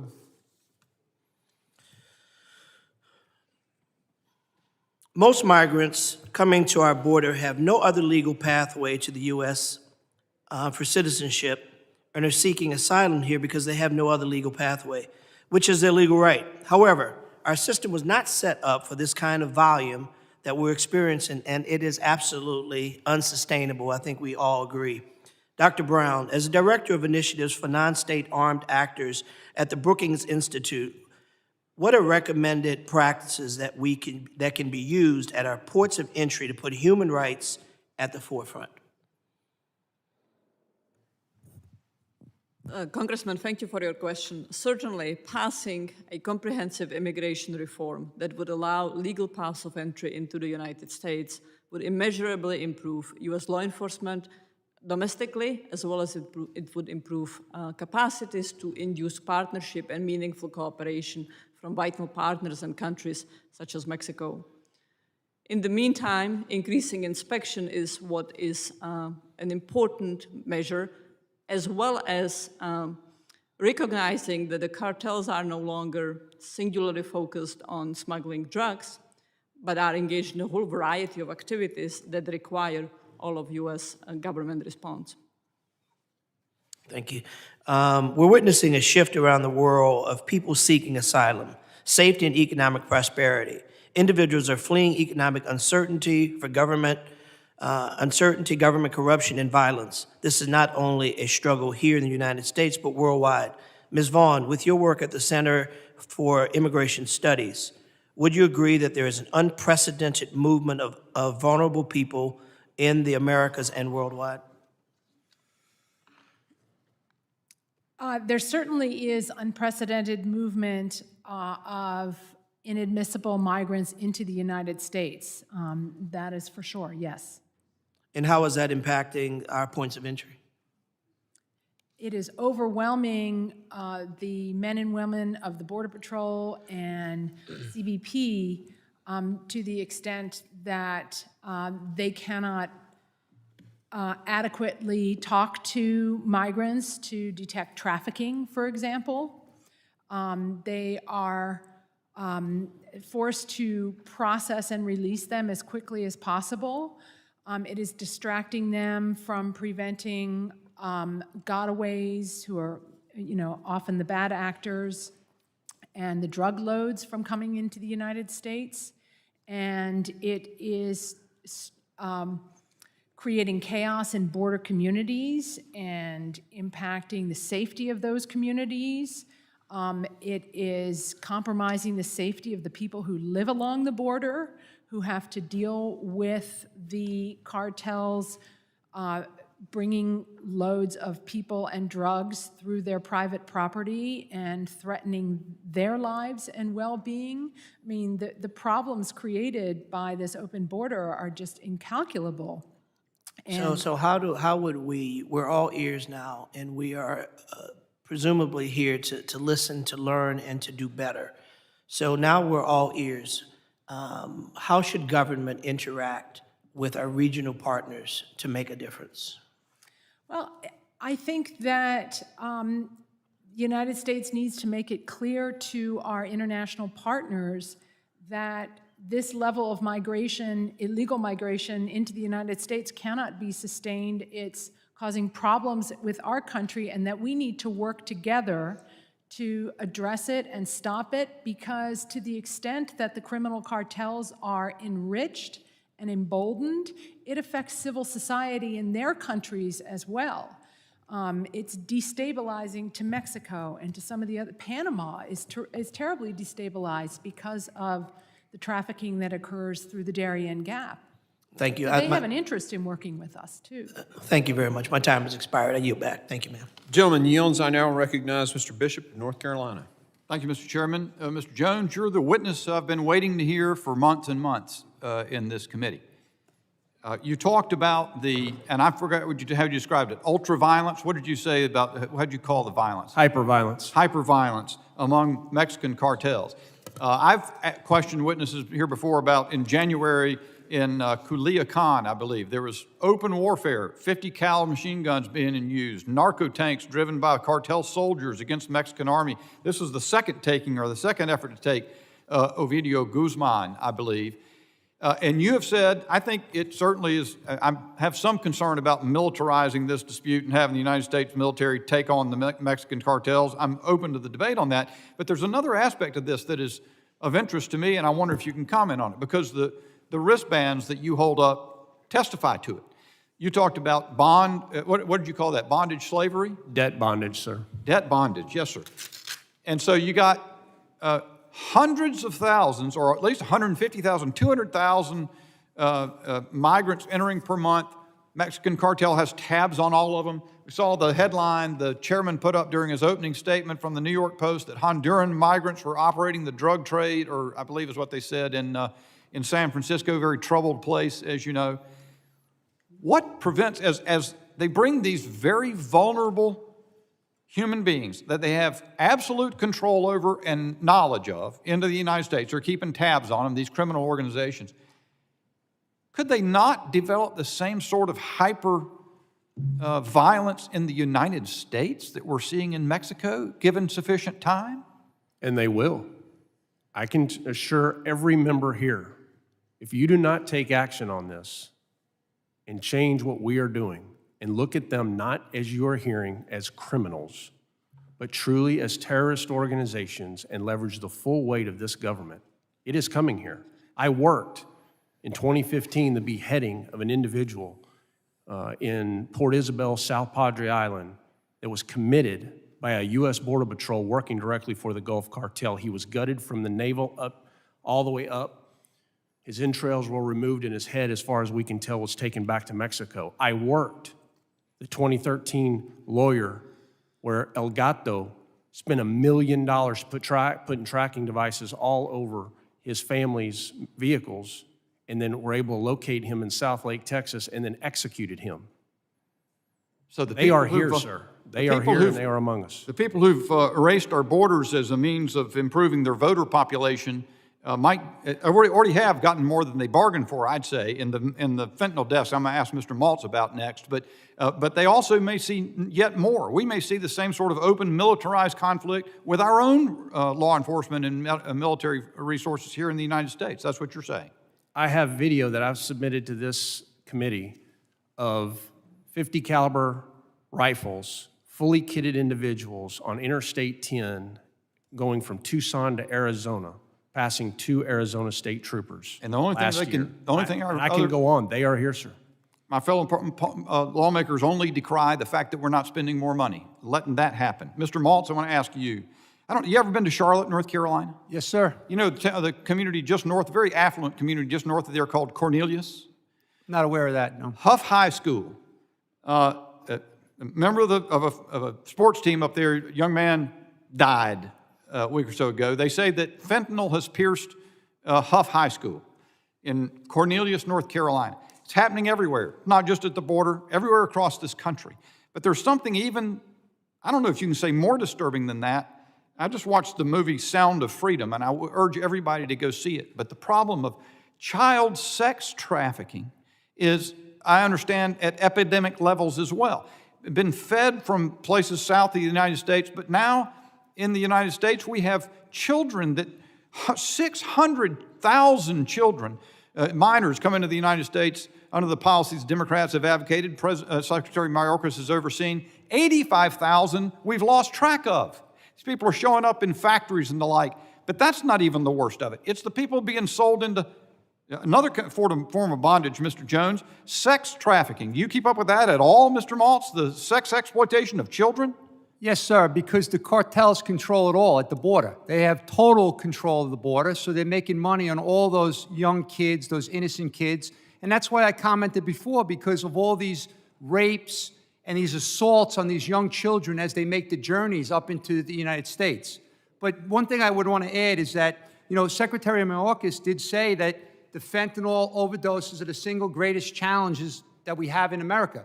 But my question to everybody is then, why would you reverse the policies that were working before to keep that stuff out, to keep those people out? It's the operatives that are all over our country now running the business of collecting money, of pushing the poison on the streets, and they're getting right over the border. They have total control. If you think the problem's so insignificant that it embarrasses you to consider it, Mr. Maltz, that would be your answer. I yield back. The gentleman yields. I now recognize Mr. Thanadar. Thank you, Mr. Chair, and thank you to the witnesses who are here today. 2 months ago, the DEA confirmed the interception of a massive shipment of over 20 kilograms of fentanyl during a routine traffic stop in my beloved city of Detroit. Now just think about this for a moment. A fatal dose of fentanyl is only 2 milligrams. Now, if you look at this 20 kilogram seizure of fentanyl, and if I do a quick math here, that 20 kilograms is enough to kill 10 million people. That's almost the entire population of my state of Michigan. But let me clarify. This deadly drug finds its way to my district because there is a name, an unattended addict, a path of destruction waiting for it. That is the root cause of this fentanyl crisis, demand for the opioid. My message to my Republican colleagues is that the opioid epidemic does not begin or end at our borders. This crisis is not a border crisis, it is a public health crisis. We need to focus on health care. By doing so, we not only save lives, but also disrupt the profitability of these cartels. It's a win-win situation. We can cripple their operation while healing those trapped in this grip of addiction. Dr. Brown, can you discuss how treating demand for these drugs would hurt cartel operations while saving lives?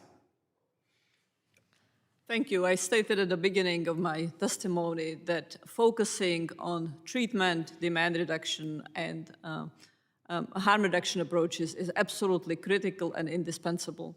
This is indeed what will save U.S. lives. Law enforcement actions, both on the U.S. side of the border and internationally, are also very important because we do want to minimize the amount of flows to the United States, and also because the objective should be dismantling the drug trafficking groups. However, expanding access to insurance so that more people in the United States could receive treatment, adopting the smartest, most proven evidence-based approaches so that people are not dependent on sourcing illicit drugs on the illegal market, so they are not dependent on sourcing illicit drugs, period, is crucial. And with that, and a very important element of that is also treating the underlying cause, which is still a significant overprescription of legal opioids. And I want to go back to emphasizing another point from my testimony, the real big danger currently of pharmacies in Mexico that are brick and mortar buildings, look like any pharmacies, and are selling all kinds of drugs, including fentanyl and meth-laced adulterated drugs to international tourists such as US citizens. They need to be shut down. Thank you, Dr. Brown. My understanding is that the administration is working to expand its public health initiative to combat the fentanyl epidemic. Do you view this as a necessary step? Yes, the Biden administration deserves enormous credit for framing a lot of our drug policy in terms of public health. Significant, genuine progress has been made, and some of them precedes initiative already from during the Trump administration with states, state legislature, and members of Congress, the US Congress, recognizing the need to adopt much smarter, much wiser strategies, such as the availability of overdose, of medications that reverse overdose. Thank you, Dr. Brown, and Mr. Chairman, I yield back. The gentleman yields. I now recognize Mr. Jimenez from Florida. Thank you very much. You know, about in September 11, 2001, terrorists killed around 3,000 Americans. And we went 7,000 miles and we waged war for 20 years because 3,000 Americans were killed. 70,000 Americans are being killed every single year by fentanyl, and we're doing nothing about it.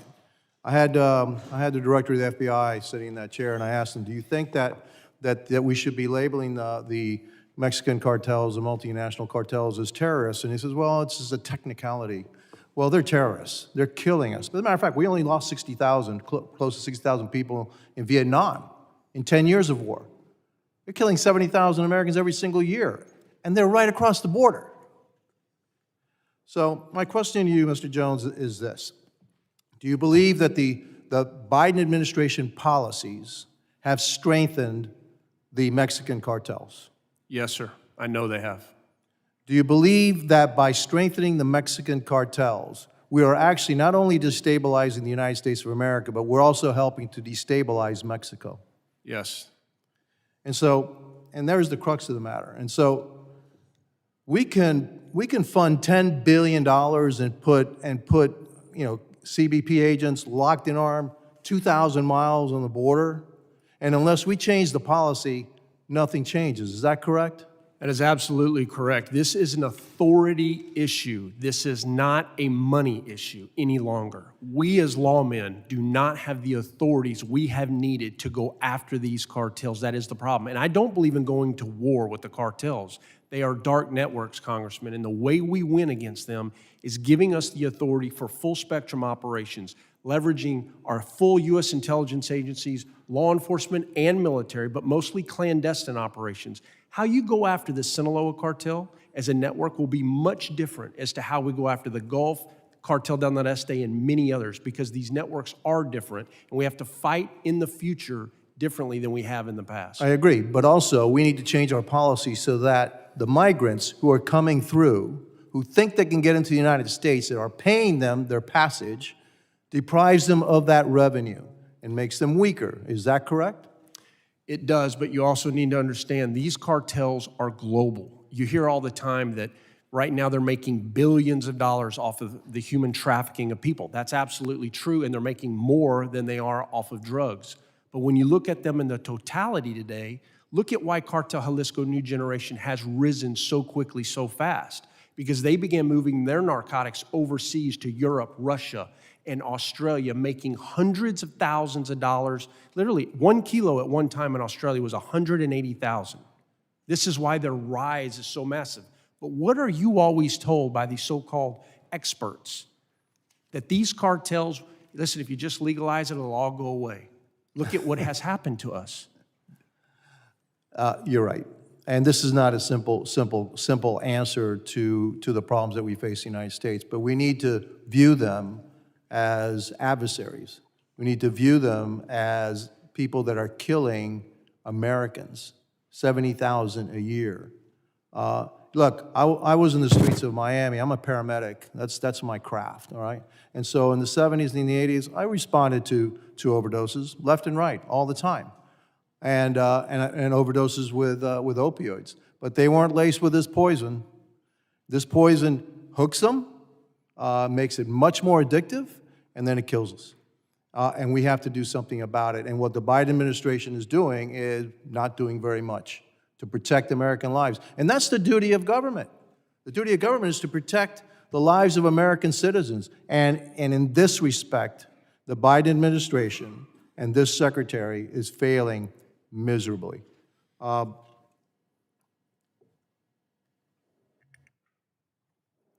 Much has been said about the decrease in the number of migrants that are coming through the border now from the height. And yeah, maybe it was, but the number that I got, the last, in February 2020, only 36,000 migrants were encountered at the border. Now we're looking at as 100,000 as being a good number, 150,000 being a good number. It's an utter disaster what's happening at the border. It's an utter disaster what's happening at the border. And one final thought. You know, my colleagues across the aisle think that everything can be solved by throwing money at it. And it cannot. In this case, the best thing we can do is change the policies. And by changing the policies, you will then disincentivize the migrants from coming into the United States, deprive the cartels of the money that they get from them, and then we can start focusing in on destroying the cartels, which are the source of the fentanyl, which is killing 70,000 Americans every single year. And I yield back. Thank you. The gentleman yields. Without objection, the title of Mrs. Vaughn's testimony submitted for the record has to be stricken. The wording of that title makes an accusation against the president and the secretary that they're accomplices to crime, and we have to strike that. So without objection, the title of that testimony is stricken, and we'll move to the next question. I now recognize Mr. Magaziner for 5 minutes. Well, thank you, Chairman. You know, the American people want us to work together in a bipartisan way to solve the nation's problems and to strengthen our security. But instead, we are here for yet another episode of impeachment theater, the latest installment in House Republicans' plans to impeach someone, anyone, from the Biden administration. And it's disappointing. And the facts don't support it. The premise of the argument, and we all know that this is where this is headed, the premise of the argument is something like this, that Secretary Mayorkas, President Biden, are breaking the law because they're not attempting to stop transnational criminal activity at the border. But unfortunately for my colleagues, the facts are not on their side. Here is just a sample of the actions that the Biden administration has taken to combat transnational criminal organizations at the border. In 2021, Secretary Mayorkas launched Operation Sentinel, a collaborative interagency effort to disrupt logistical networks of criminal organizations. Also in 2021, the administration launched Joint Task Force Alpha to enhance U.S. enforcement efforts against smuggling and trafficking groups operating in Mexico and in the Northern Triangle countries. December 2021, President Biden issued Executive Order 14060, establishing the United States Council on Transnational Organized Crime. The executive order outlined a policy for the United States to combat TCOs and established a council to monitor the production and implementation of coordinated strategic plans to do just that. Last year, Congress passed and President Biden signed legislation to increase funding for border security, for better technology at points of entry, for more Border Patrol agents. And in almost every case, our Republican colleagues who were there last year voted against this legislation. This year, the Biden administration launched Operation Blue Lotus and Operation Four Horsemen, interagency surges of operations to seize narcotics, investigate crimes, and investigate dangerous individuals associated with TCOs. In just 2 months, those operations seized nearly 10,000 pounds of fentanyl and more than 10,000 pounds of other narcotics like cocaine and methamphetamines. In the last week alone, Operation Blue Lotus arrested 284 people on fentanyl charges. I can keep going. Secretary Mayorkas launched Operation Artemis to target precursor chemicals, pill presses and parts, and finished substances involved in fentanyl. Secretary of State Blinken, who some of our colleagues are also trying to impeach, organized a ministerial meeting with more than 80 countries to launch a global coalition to address synthetic drug threats, a worldwide effort led by the United States to disrupt fentanyl supply chains. In April, the Biden administration's Justice Department announced charges against 28 Sinaloa cartel leaders.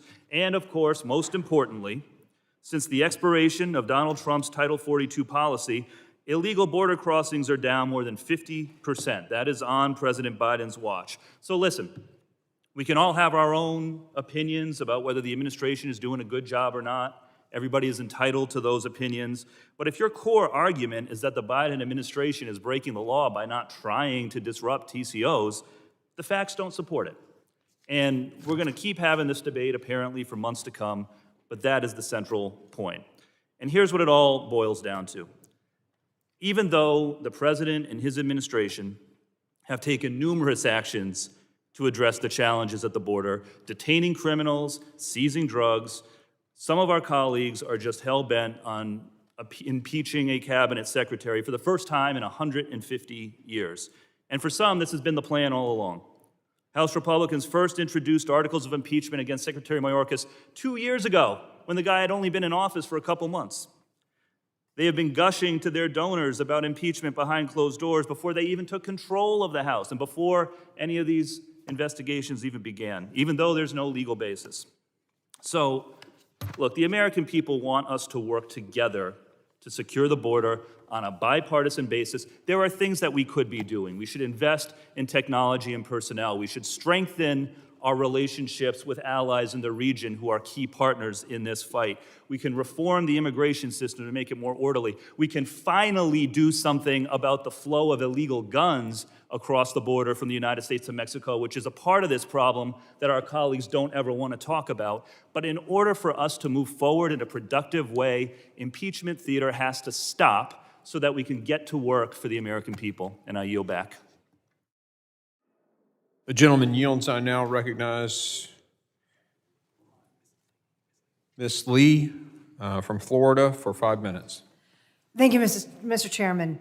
Ms. Vaughn, I'd like to return to your testimony. You touched on a subject that I think is a very important aspect of what we're here to discuss today, and that is human trafficking and how these policies are affecting women and girls and children who are being trafficked. Specifically, you used the phrase in your opening that these kids go into the HHS assembly line with few questions being asked, and I'd like to focus a bit there.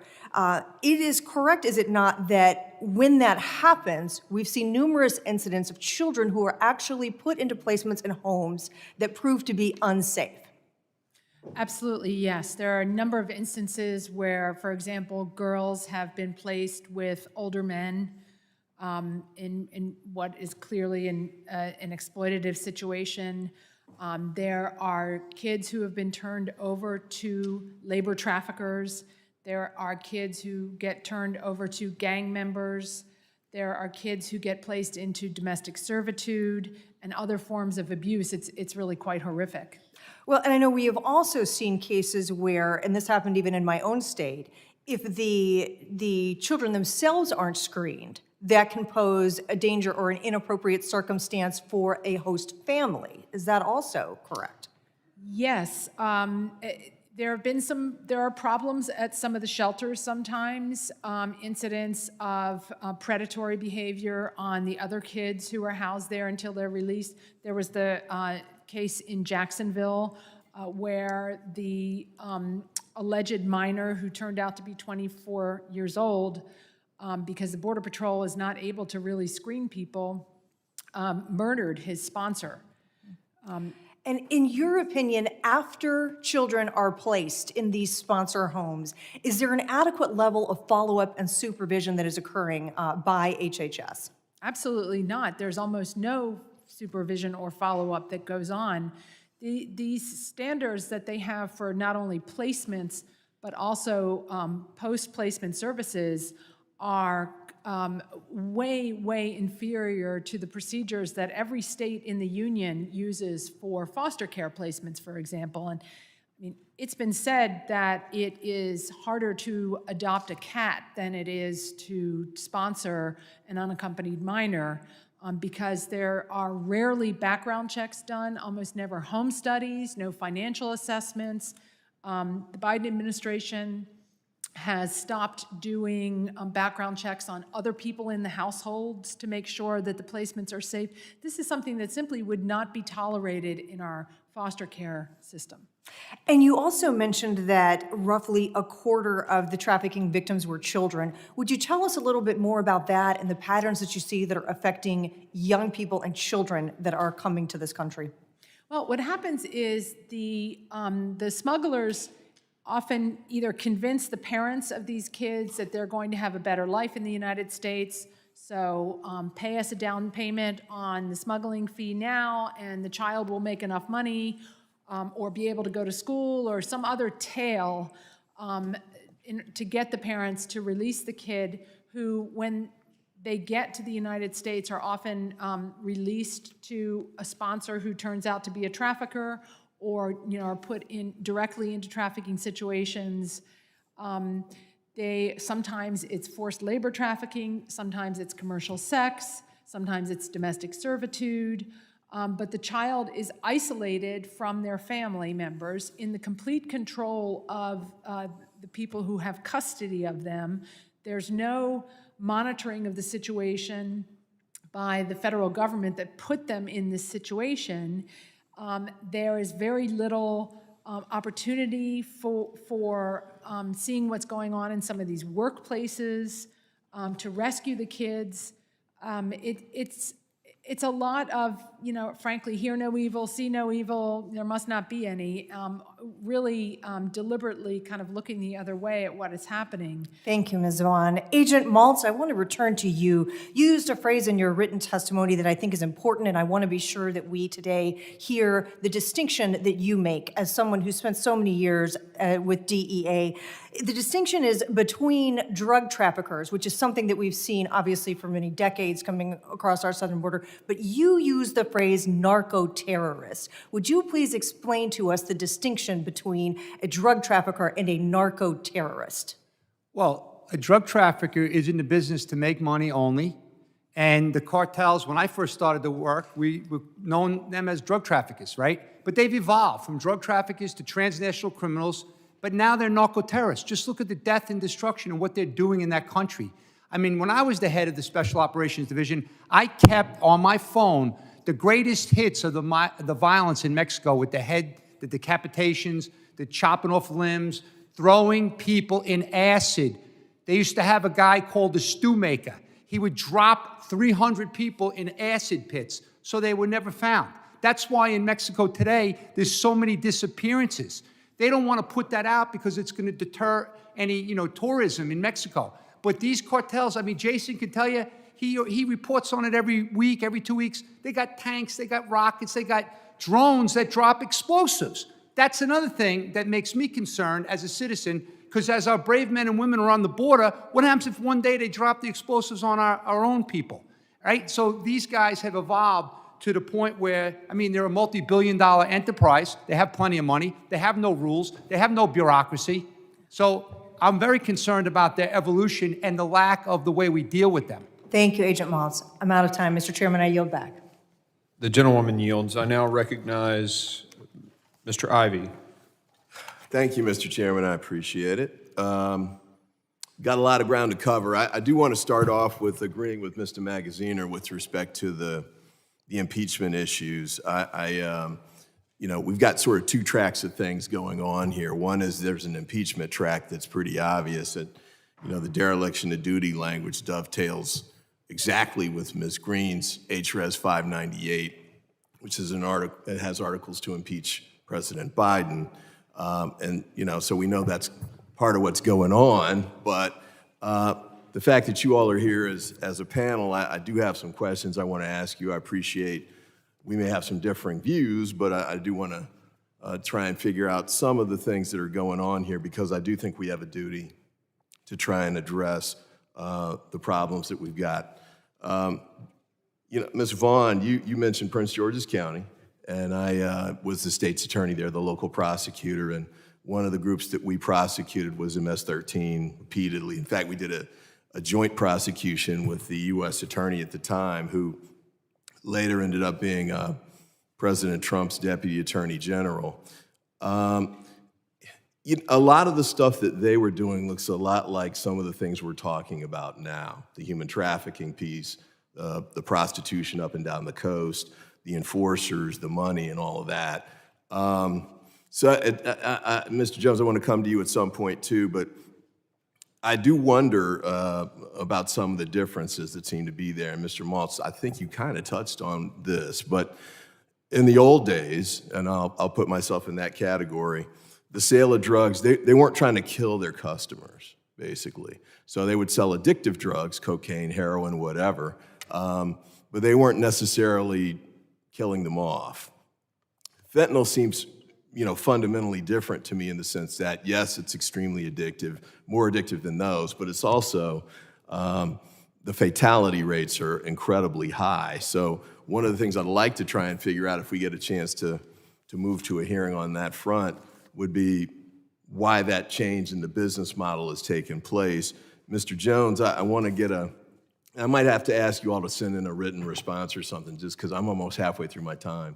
Mr. Jones, to you made a couple references to, I think, essentially military action, and I think was the way you phrased it. Need more authority and more tools beyond law enforcement was one. And then in your last answer that you gave a few minutes ago, you mentioned explicitly wanting to have the military get involved in the pushback against the cartels. I'll pause for this answer. What exactly do you have in mind on that front? Yes, sir. What I'm talking about is the tools of national power, and here's what I mean by it. Our system, by design, as you know, as a former prosecutor, moves very slow. It's exactly how we want it under our Fourth Amendment. Let me ask you to cut to the chase, because I'm down to a minute and a half. What exactly, because military involvement's a very big step. If we operate beyond the investigative model, what it allows us to do is go after their assets and their money real time versus working 2-year cases. It allows us to limit them mobility globally around the world, just to Mexico, because now you can't get on aircraft, you can't get on boats. And third, it allows us to remove them who are here on visas, because most of you would be stunned. They have the money for visas. So it puts speed in the system and gives us tools. Now we go after the network, and that's how we win. Let me reclaim my time. I don't know that you need the military to do any of those three things. I think the Department of Justice does that currently, but we can maybe discuss that at another time. I also had a question too, Mr. Maltz. You mentioned working with China and I think Mexico.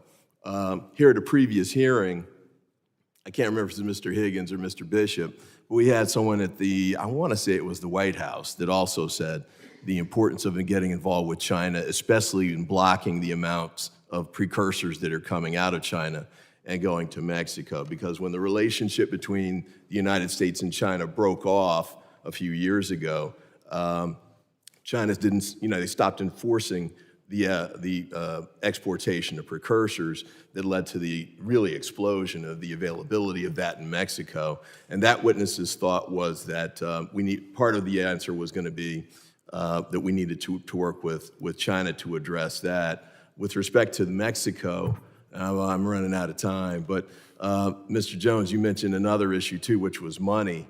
You're the first witness I've heard in one of these hearings to say more money isn't the issue.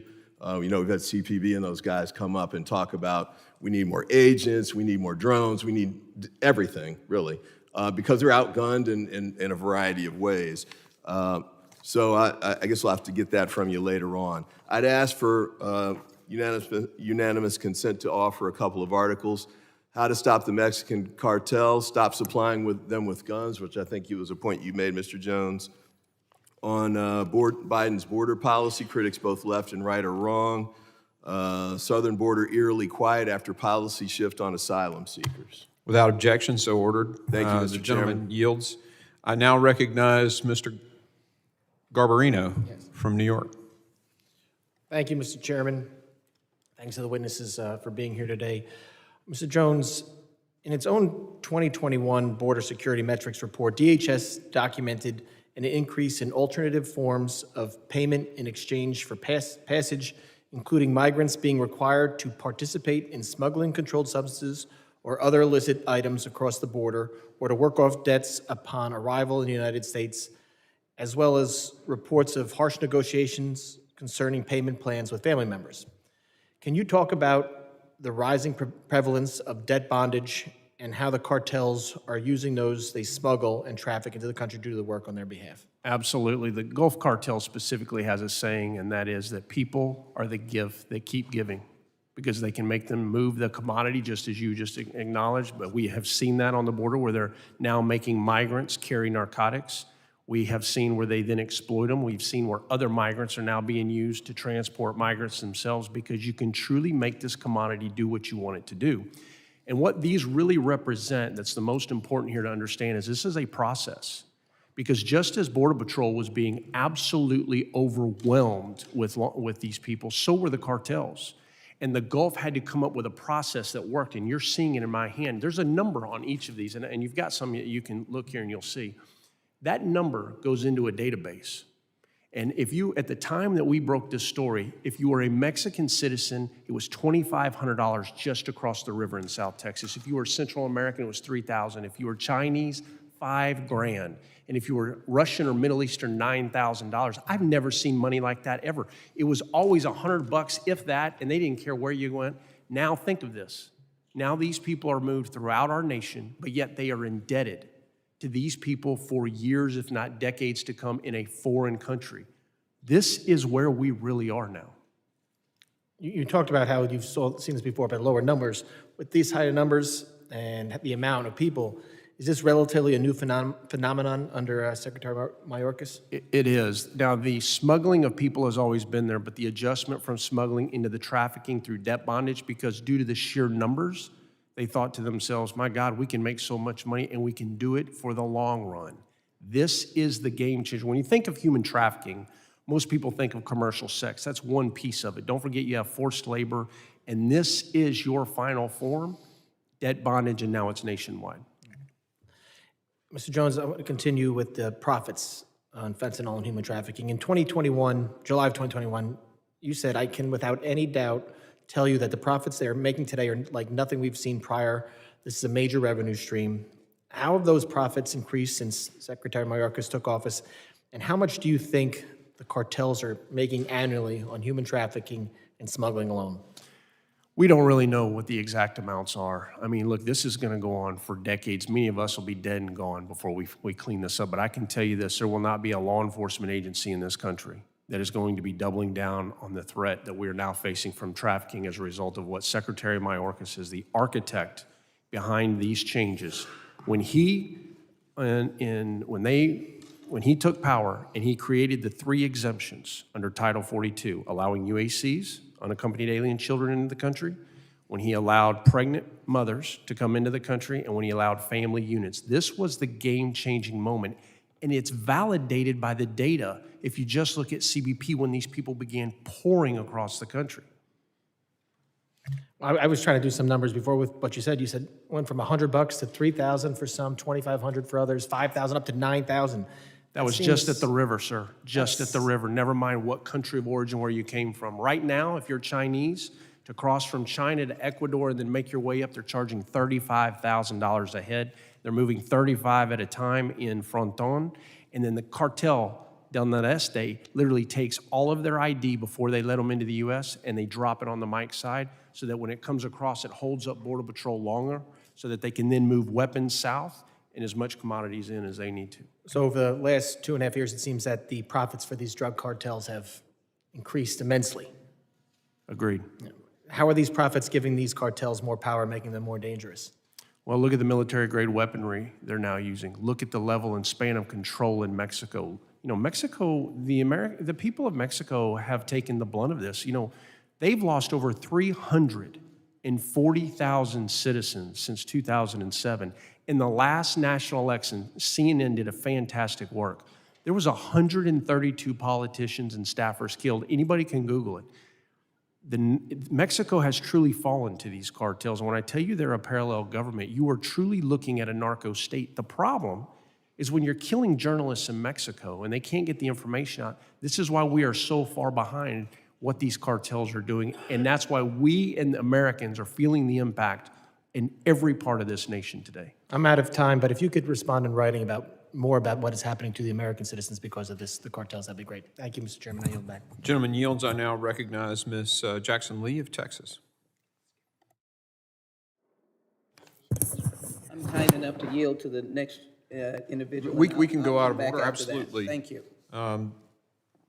Ms. Garcia, you're recognized. Ramirez, Ms. Ramirez. Ms. Ramirez, I'm sorry. Thank you. Thank you, Chairman and Ranking Member Thompson. We've been here for about an hour and a half, and I want to thank you for this hearing. Today's hearing should be shedding light on the pressing issues surrounding immigration policies. What is causing migration, and how do we make sure the children we talk about, the children that I actually know personally, are cared for?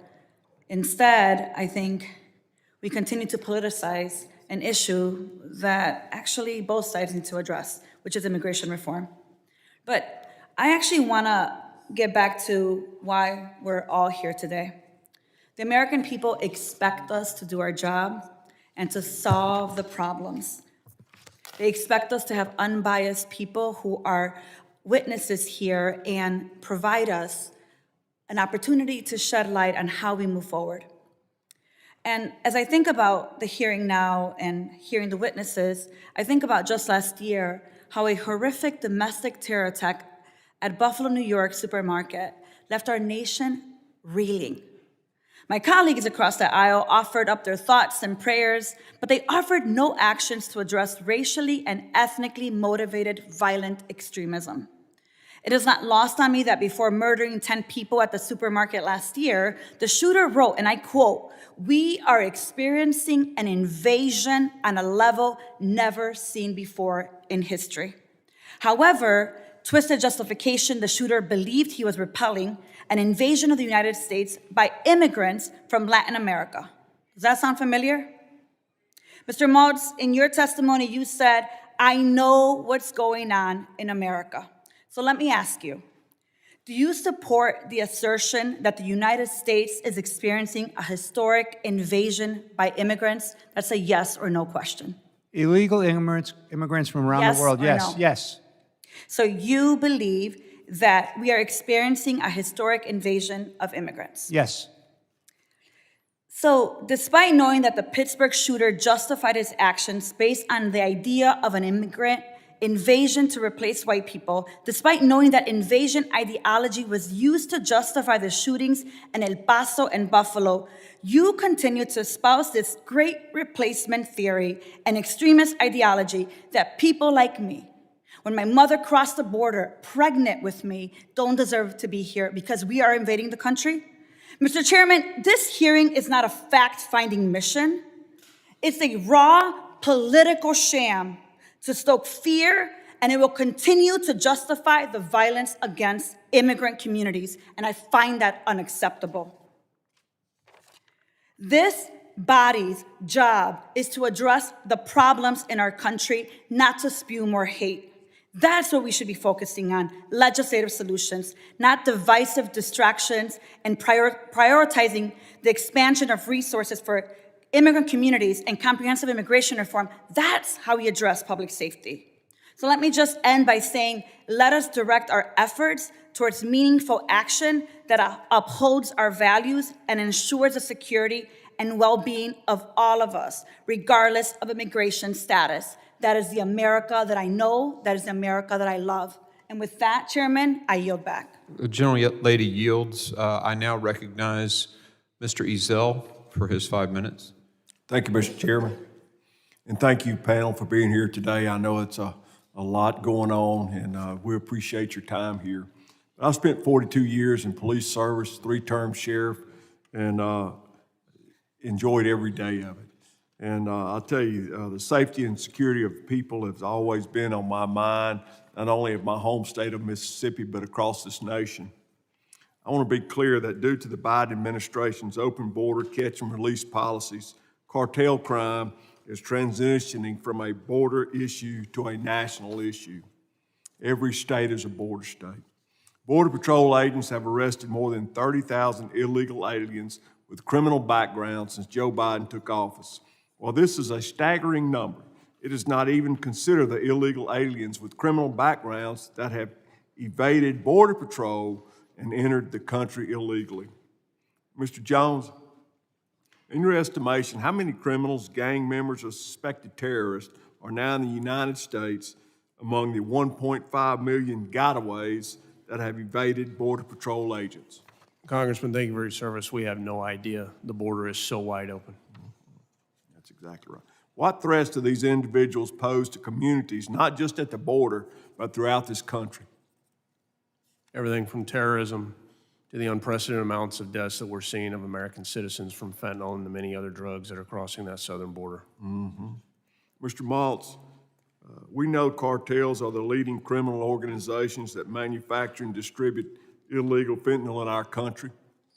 Over the past 3 years, Border Patrol has seized over 45,000 pounds of fentanyl, enough to kill over 10 billion people. Most of that fentanyl has been seized at the ports of entry on the border. However, the sheer amount of this drug on our streets shows that the ports of entry aren't the full story. Can you walk the committee through how cartels are using Mayorkas' open border between the ports of entry, where there is little infrastructure stopping them to smuggle these drugs into our country? So I would say, first of all, they're making billions of dollars, so funding is not an issue. And then they're flooding the zones. They're sending massive amounts of migrants to certain areas where they know Border Patrol has limited resources. And then they're using the open border area to just smuggle in unlimited amount of people, unlimited amount of drugs, and of course, bringing the weapons south and the money south. So it's basically, they're just taking full advantage of the vulnerabilities and the weaknesses. And the poor Border Patrol is out there and they don't have the personnel. They don't have enough people in certain sectors. I mean, obviously, this document, and I deliberately attached this into the record, it's all the news stories around America, headline news of all the mass poisonings. So that's the ultimate impact when the cartels have such control at the border to send their people into America to set up operations and move this poison all over the place. Do you believe a border wall would deter the flow of fentanyl in this country? Yes, because the border wall would then force everybody to go into the POEs, where we could put the best and brightest and resources and technology and scanning and canines and do much more thorough searching. We wouldn't have to worry about our manpower running around the open border trying to chase people down, sometimes 1 and 2 guys. It's very, very, dangerous to be out there when you don't have the manpower. So I would prefer to focus everybody into the POEs. That's not going to solve the problem, but it's going to help, and that's what we're looking to do. Very good. From what we've heard today, it's completely irresponsible that President Biden, from his first day in office, he signed an executive order pausing border wall construction. The 70,000 fentanyl deaths in America are directly attributed to this open border policy. Mr. Chairman, I will not stop working with you to protect our nation's families, and with that, sir, I yield back. The gentleman yields. I now recognize Ms. Jackson Lee from Texas for 5 minutes. I've been in this committee and I've watched Chairman Green and Chairman Thompson work very well together on a number of issues. In fact, they have shown themselves to be respectful of each other. For that, I say thank you. I've had the ability to monitor what has been going on in this room, and I frankly believe that problems don't get solved by castigating and making incorrect statements. I also have a 28-year history in this Congress and have been involved with the issue of immigration for at least that long a period of time.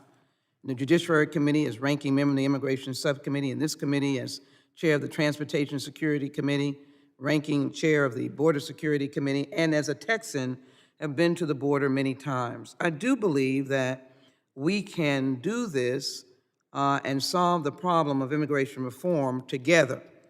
What I also know is, at least the border in Texas, there are many who are on the border that don't want a border wall because of its intrusiveness. In addition, because of topography and design, the border wall sometimes is not effectively put in the right place to be able to create any kind of criminal incident. After Title 42, we have found statistically, as answered by those at CBP, Customs and Border Protection, and the Border Patrol, that numbers have gone down. It is clear that we have work to do together on those who are coming across. It is clear that not one American, no matter what their party affiliation, abhors cartels, violence, and viciousness, and will come together to work on that issue. But it does no good for any of us to suggest that the President of the United States and the Secretary of Homeland Security are the key and only reasons for migration. I take offense, and it is wrong, frankly, because migration is a worldwide concern. Some would say problem, others would say crisis. People desperately come, even if it's for their economic goodness, and they argue something else. We well know that immigrants contribute $1.3 trillion in spending power to the economy. We also realize that not one single person sitting in this room was an indigenous person in the United States of America. Your ancestors came from somewhere. Mine came unwillingly in bondage. But it is clear to me that we have to find a better way. Let me quickly raise this question. Let me quickly do so. In 2018, the nation was horrified when a domestic terrorist shot down 11 worshipers at the Tree of Life Synagogue in Pittsburgh. Before going on this rampage, the shooter shared a manifesto alleging that, quote, the Hebrew Immigrant Aid Society likes to bring invaders in that kill our people. I can't sit by and watch my people get slaughtered. 2 weeks before that, he called immigrants hostile invaders on social media. Ms. Vaughn, do you believe there is a flood of immigrant invaders at the southern border who are slaughtering victims in American communities? This is a yes or no answer. No, they're taking advantage of the opportunities that are offered by the current policies. So you've answered no, so let me just say this. In your testimony on page 8 of your written testimony, you say there is a flood of people to the border brought on by the Biden and Mayorkas policies, and that these careless policies have created scores of new victims in American communities, all of which were preventable crimes. Ms. Vaughn, the issue of your partisan extremism goes beyond your testimony today. On November 4th, 2021, you alleged that the tragic murder of a man in Florida that year was another casualty due to Biden's open border. And 2 years before that, on January 8th, 2019, you laid blame for the horrific murder of a police officer, Mr. Singh, in San Joaquin Valley at the feet of Democrats' border weakening and sanctuary policies. I find this very dangerous because we need to come together as Americans, frankly, to be able to work, not name call, but to be able to say none of us wanted those kinds of incidents. How dare you say that any of us would want to have an officer killed or a family killed? It is untenable. Neither does the chairman, neither does the president, neither does the secretary. Let me move quickly to something that's very important, Mr. Green, and I appreciate if you would allow me to do that. I happen to be someone who knows that there are barriers that can be utilized in certain ways, being a Texan, and I also know that we need to stop penalizing nonprofits for trying to help persons so that cities wouldn't have to put persons somewhere because the nonprofits have them. But let me raise this to a former DPS. I want to applaud a DPS officer who is on duty today in Texas, who became a whistleblower, to ask the question, why is state government and this Lone Star effort causing immigrants to die in the water, causing a pregnant woman to miscarry over the raised wire and the boys that are there, forcing them to go into deeper water, why a mother lost her life, her child's life, and another child is missing, why a little 4-year-old was denied water. This is the words of a DPS whistleblower right on staff today.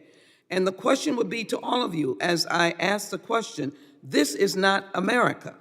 and the Border Patrol agents saying that the razor wire and the boys are creating a difficult situation for them because as sworn officers of the United States of America, they are sworn to protect these people even as they will send them back.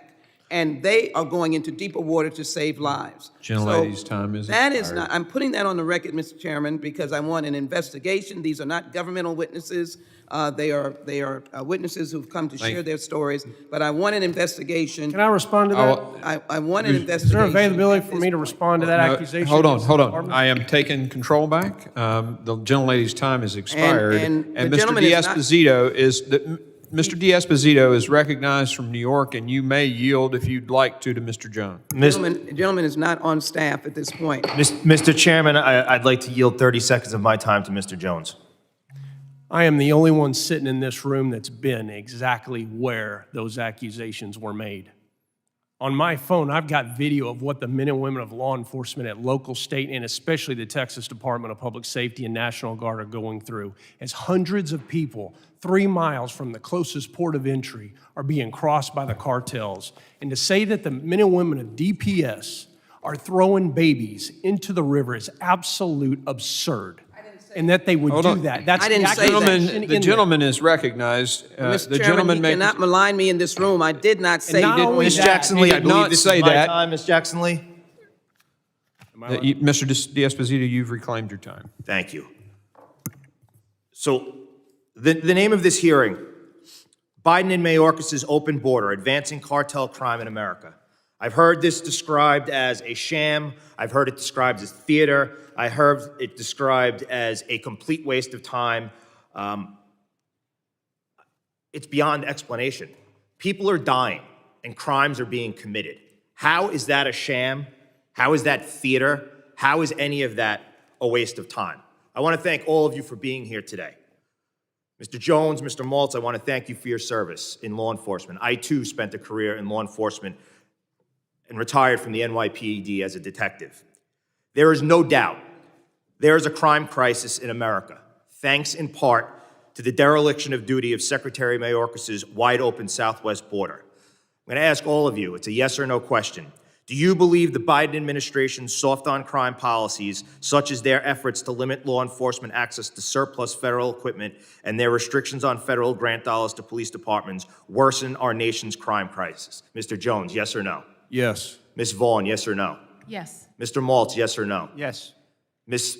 Felbaugh-Brown, doctor, sorry, yes or no? No. Okay. So I've heard this also mentioned that we should be thankful that the numbers have fallen to such a low level. They're not low. There's still thousands upon thousands of people coming to this country illegally, and thousands more that we don't even know about. Quite frankly, it's like celebrating a Category 3 hurricane instead of a Category 4 hurricane. It's absurd. I want to focus on the law enforcement for a second. Mr. Jones, what are some of the main consequences for local law enforcement of increased cartel activity in their jurisdictions? They are completely overrun on the southwest border. If you go to Arizona right now and you sit back with Sheriff Mark Lamb, let me tell you, I've embedded with his law enforcement agency. You realize one out of every 10 traffic stops that man is making and his personnel are in pursuits 70 miles into the country on Interstate 10. These agencies are overrun. The Texas Department of Public Safety has spent $9 billion from the state legislature to try to support operation between the ports of entry because we are overrun with crime. Mr. Maltz, do you believe that law enforcement throughout this country faces more threats of violence because of our open borders? Absolutely, and I also know they're retiring at record levels at the executive leadership level because they can't take it anymore. The mixed messages are overwhelming. So you don't believe the lines at the pension section are just happen to happen? I just know that I talk to people every day, and they're leaving law enforcement because morale is at a rock level, at the lowest level, because of this. They signed up to keep America safe. I agree, and it's because of exactly failed leadership like this. Mr. Jones and Mr. Maltz, I'm going to ask you a question. Both of you have served in leadership capacities in law enforcement. Have ever, and would you ever, make a decision that would put any of your officers in danger? Never. Never. Right. And that's why we're here today, because we're talking about cartels. We're talking about crime that's being committed. And we're talking about Secretary Mayorkas and his dereliction of duty. Why? Because he makes policies and carries out policies that have put people in danger, has put law enforcement in danger. I only have 40 seconds left. A general question to Mr. Jones and Mr. Maltz. What are the broader impacts on first responders, law enforcement, fire service, because of the cartel along the border? And please, if you could do 10 seconds apiece. Completely overrun. When you look in South Texas right now, you've got Texas troopers who've been deployed for 2.5 years, 12,000 plus Texas National Guardmen, completely overrun and overwhelmed after. Thank you, and Mr. Maltz. exhausted. The criminals don't fear any repercussions of their actions because they're not being held accountable. Exactly. So what we're seeing here today, we're answering the question to this hearing. So it's not a sham, it's not theater, it's not a waste of time, it's actually a mission. It's a mission to make this homeland, our homeland, the United States of America, safer for our children and our grandchildren. Mr. Chairman, I yield back. Gentleman yields. I now recognize Mr. Menendez of New Jersey. Thank you, Mr. Chairman. We can all agree that Mexican cartels pose a direct threat to U.S. interest. We can all agree that we need to fight the scourge of fentanyl in this country. We can also agree that this body and the United States government should prioritize addressing these issues. But today's hearing has not been a serious discussion of ways to protect American families from cartel activities or fentanyl trafficking. How can we engage in good faith discussions of border policies when this committee's majority is using this committee to arrive at a predetermined destination, the impeachment of Secretary Mayorkas? A destination they have said both publicly and behind closed doors they are set on reaching, no matter what the facts are, no matter what the administration has done to address these critical issues. When witnesses confirm what the majority already believes instead of engaging in actual fact-finding. Ms. Vaughn, you work for the Center for Immigration Studies, is that correct? Yes, I do. Ms. Vaughn, yes or no? Did you speak at an event organized by the Social Contract Press? Look, Yes or no? Yes or no? Yes you- or no? Yes or no? You were able to answer other questions in a yes or no fashion. Yes or no? Look, what You I did. said is that you're Did you trying to appear? distract Did from you a appear? serious Excuse me, topic by Mr. Chairman. This is my attempting time. to smear me, No, I'm just asking you The questions. gentleman reclaims his time. denigrating. Did you appear alongside an editor of Chronicles magazine? Yes or no? Could you repeat it, please? Did you appear alongside an editor of Chronicles magazine? Yes or no? Not that I know of. Did you give an interview to the American Free Press? I've never heard of it. You've never heard of the American Free Press? No, sir. You've never done work with the American Free Press? Okay, well, we'll go back to the Explain record. to me what I think it's important that, excuse me, I'm reclaiming my time. I think it's important that we shed light on the organization you work for, as well as the three organizations that I believe you have either worked for or appeared alongside. The Center for Immigration Studies has been labeled an anti-immigrant hate group by the Southern Poverty Law Center. That's a complete. The Social Contract Press, a white nationalist publisher, has been labeled as a designated hate group by the Southern Poverty Law Center. According to the Southern Poverty Law Center, Chronicles magazine is a publication with strong neo-Confederate ties that caters to the white nationalist movement. And according to the Anti-Defamation League, the American Free Press is an anti-Semitic newspaper founded by a Holocaust denier. On the day that Congress welcomed the Israeli president to address us, we have someone who has contributed to an anti-Semitic newspaper founded by a Holocaust denier. A witness who makes 9 assertions in her written testimony about the administration's policies, assertions the majority will likely rely on to further their cause for the impeachment of Secretary Mayorkas.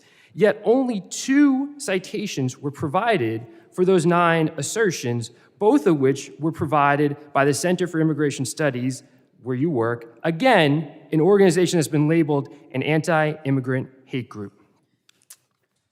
I also think it's important that we discuss some of these issues through the lens of our values. Members of the majority, along with some of our witnesses, have mentioned their concern for the safety of migrants. Ms. Vaughn, you contend that the administration's policies expose migrants to abuse by the cartels. I'm glad that you recognize that the long and difficult journey that migrants face is an issue of concern. Immigrants travel to the United States by any means they can in search of a better life for their family, including on foot for hundreds, if not thousands of miles, enduring exposure to injury and illness along the way. That's why it's unconscionable to me that you also go out of your way to praise what Governor Abbott of Texas has done. You say in your testimony that, quote, to the extent there is any improvement at all, it is most likely due to efforts by the state of Texas to physically block the entry points, such as by patrolling the Rio Grande River, installing razor wire and buoys. I'm sure that many of us saw the reports this week about how Texas is telling their medics in the Department of Public Safety to treat migrants inhumanely. There's been a soaring heat wave in the Southwest, yet medics have reportedly been told not to give out water. Governor Abbott has made crossing the Rio Grande River a more dangerous and even deadly proposition by adding the buoys and razor wire mentioned that you alluded to in your testimony, including in areas of the river with high water and low visibility. This report included a story of a 19-year-old woman trapped in the wire who was having a miscarriage. 5 immigrants have drowned in 1 week period in the area near where this wire was installed. Where is the humanity for these people? Where is your outrage when you hear these stories? What are you doing to change the outcome for the people trying to get to this country, our country, to live their American dream for the betterment of their families? Where is your outrage when they have to encounter these conditions trying to get here to seek asylum? I yield back. The gentleman yields. I recognize Mr. Burkeen of Oklahoma. Mr. Chairman, at the onset of my time, I'd like to yield 30 seconds to Ms. Vaughn.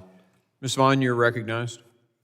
I am outraged because I cannot imagine a more inhumane policy than one that entices vulnerable migrants to turn over their life savings, their families, their kids to criminal smuggling organizations because they believe that they will be allowed to stay in this country and end up in debt bondage and other horrific situations. And frankly, I'm saddened that members feel the need to distract from this horrific treatment of people by impugning my motives, insulting me, smearing, repeating lies about me to distract from a horrible problem. I sat and testified at a witness at a hearing about a year ago that Ms. Jackson Lee held, in which she brought in 3 survivors of human trafficking. It was a very well done hearing. We heard their stories. They were brave. This is a real issue, a real atrocity that is occurring at our border.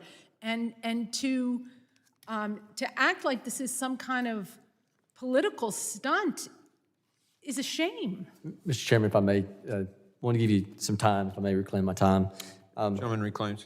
Look, let's just talk about the difference of where we've come in 2 years. Historic lows in 45 years of illegal immigration.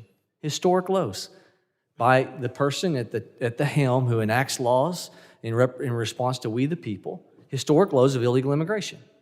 Now, we have the most illegal immigration in our country's history.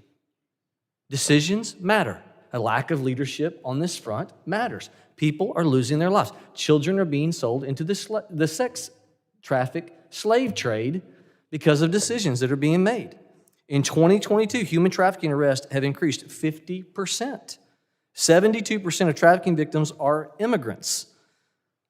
Mr. Jones, a minute ago, you talked about some things that we have to be concerned about. The new mob, the cartel, coming into the United States, the new mob. I want you to recite the fact that you said a minute ago. How many politicians were killed in Mexico?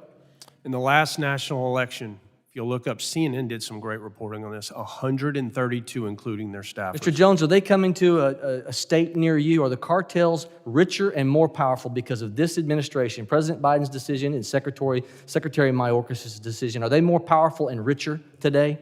This is a whole new scheme that has resulted in them getting richer right here in debt bondage. Are they more powerful in America because of decisions at the executive helm? Yes, sir. In America. Debt bondage. We keep hearing about debt bondage. $35,000 if you're coming from China, the cartel is charging you to come into this country.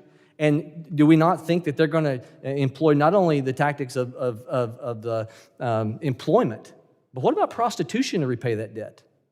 In every form that you can think of, they're going to require these people. And then when they've paid it, they're going to say they did something wrong and now they owe another $5,000, $10,000, $15,000 because that's what they can do.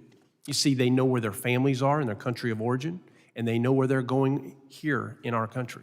and it's all right here in the numbers in their database. Mr. Chairman, I'm concerned about the Biden administration, as I know many of us in this committee are, their policies, these unaccompanied alien children. And it's run by the Department of Health and Human Services.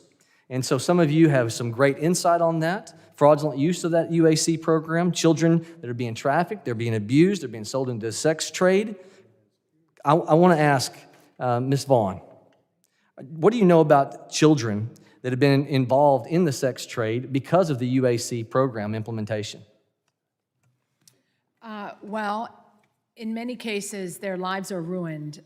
In some cases, it happens because they get preyed on when, for example, they're in shelters in places like San Antonio or New York or Chicago that are overrun. They're there by themselves. Is this administration making sure that those children who may be forced to say they're related, is this administration making sure that they verify that they're those children? Absolutely. And what changed over the prior policy is not making sure that they're the children? Well, previously, the policy was that no child would be released without a certain level of vetting of the sponsor. Does that include DNA tests to make sure if that child's being forced? Okay, well, DNA testing was done at the border because there was a problem. Has that been changed under this administration? Yes, it has. They eliminated. So are we complicit? Is this administration potentially complicit in children who are being forced to claim they're related, being sold into a sex trade, and we could have caught them at the border if we'd have done DNA analysis? And this administration is undermining that process? The cartels and smugglers are thrilled that the DNA testing policy has been abandoned because it makes it very easy for them now to rent, kidnap, and use children to assist other inadmissible illegal aliens in crossing into the United States. Gentleman's time has expired. I now recognize Ms. Titus for Chairman, her may I 5 minutes. introduce into the record, please, just very briefly.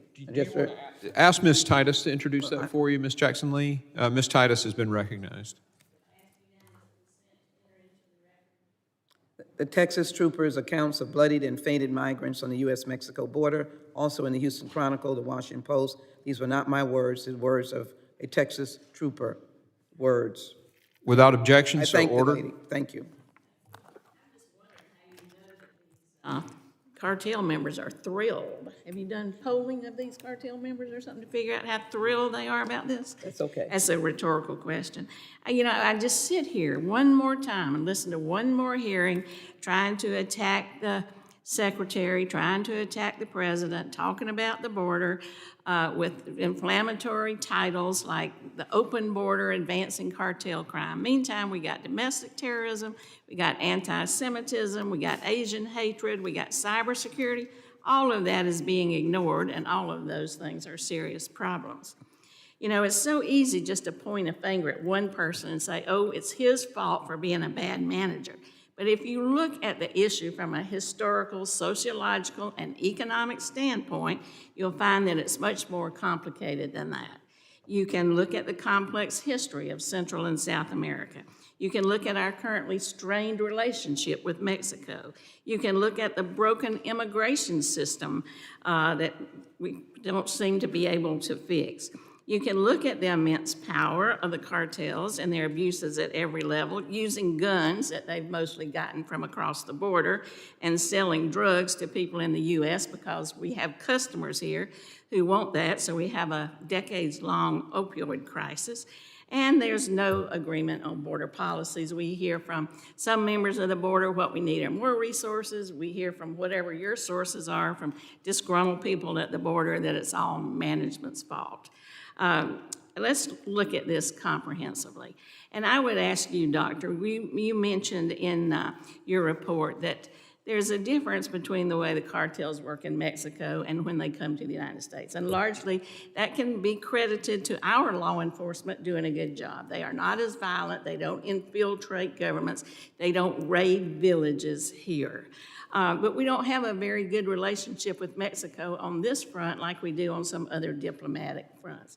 Could you talk a little bit about how we could maybe improve that relationship so we can jointly go after some of these cartels?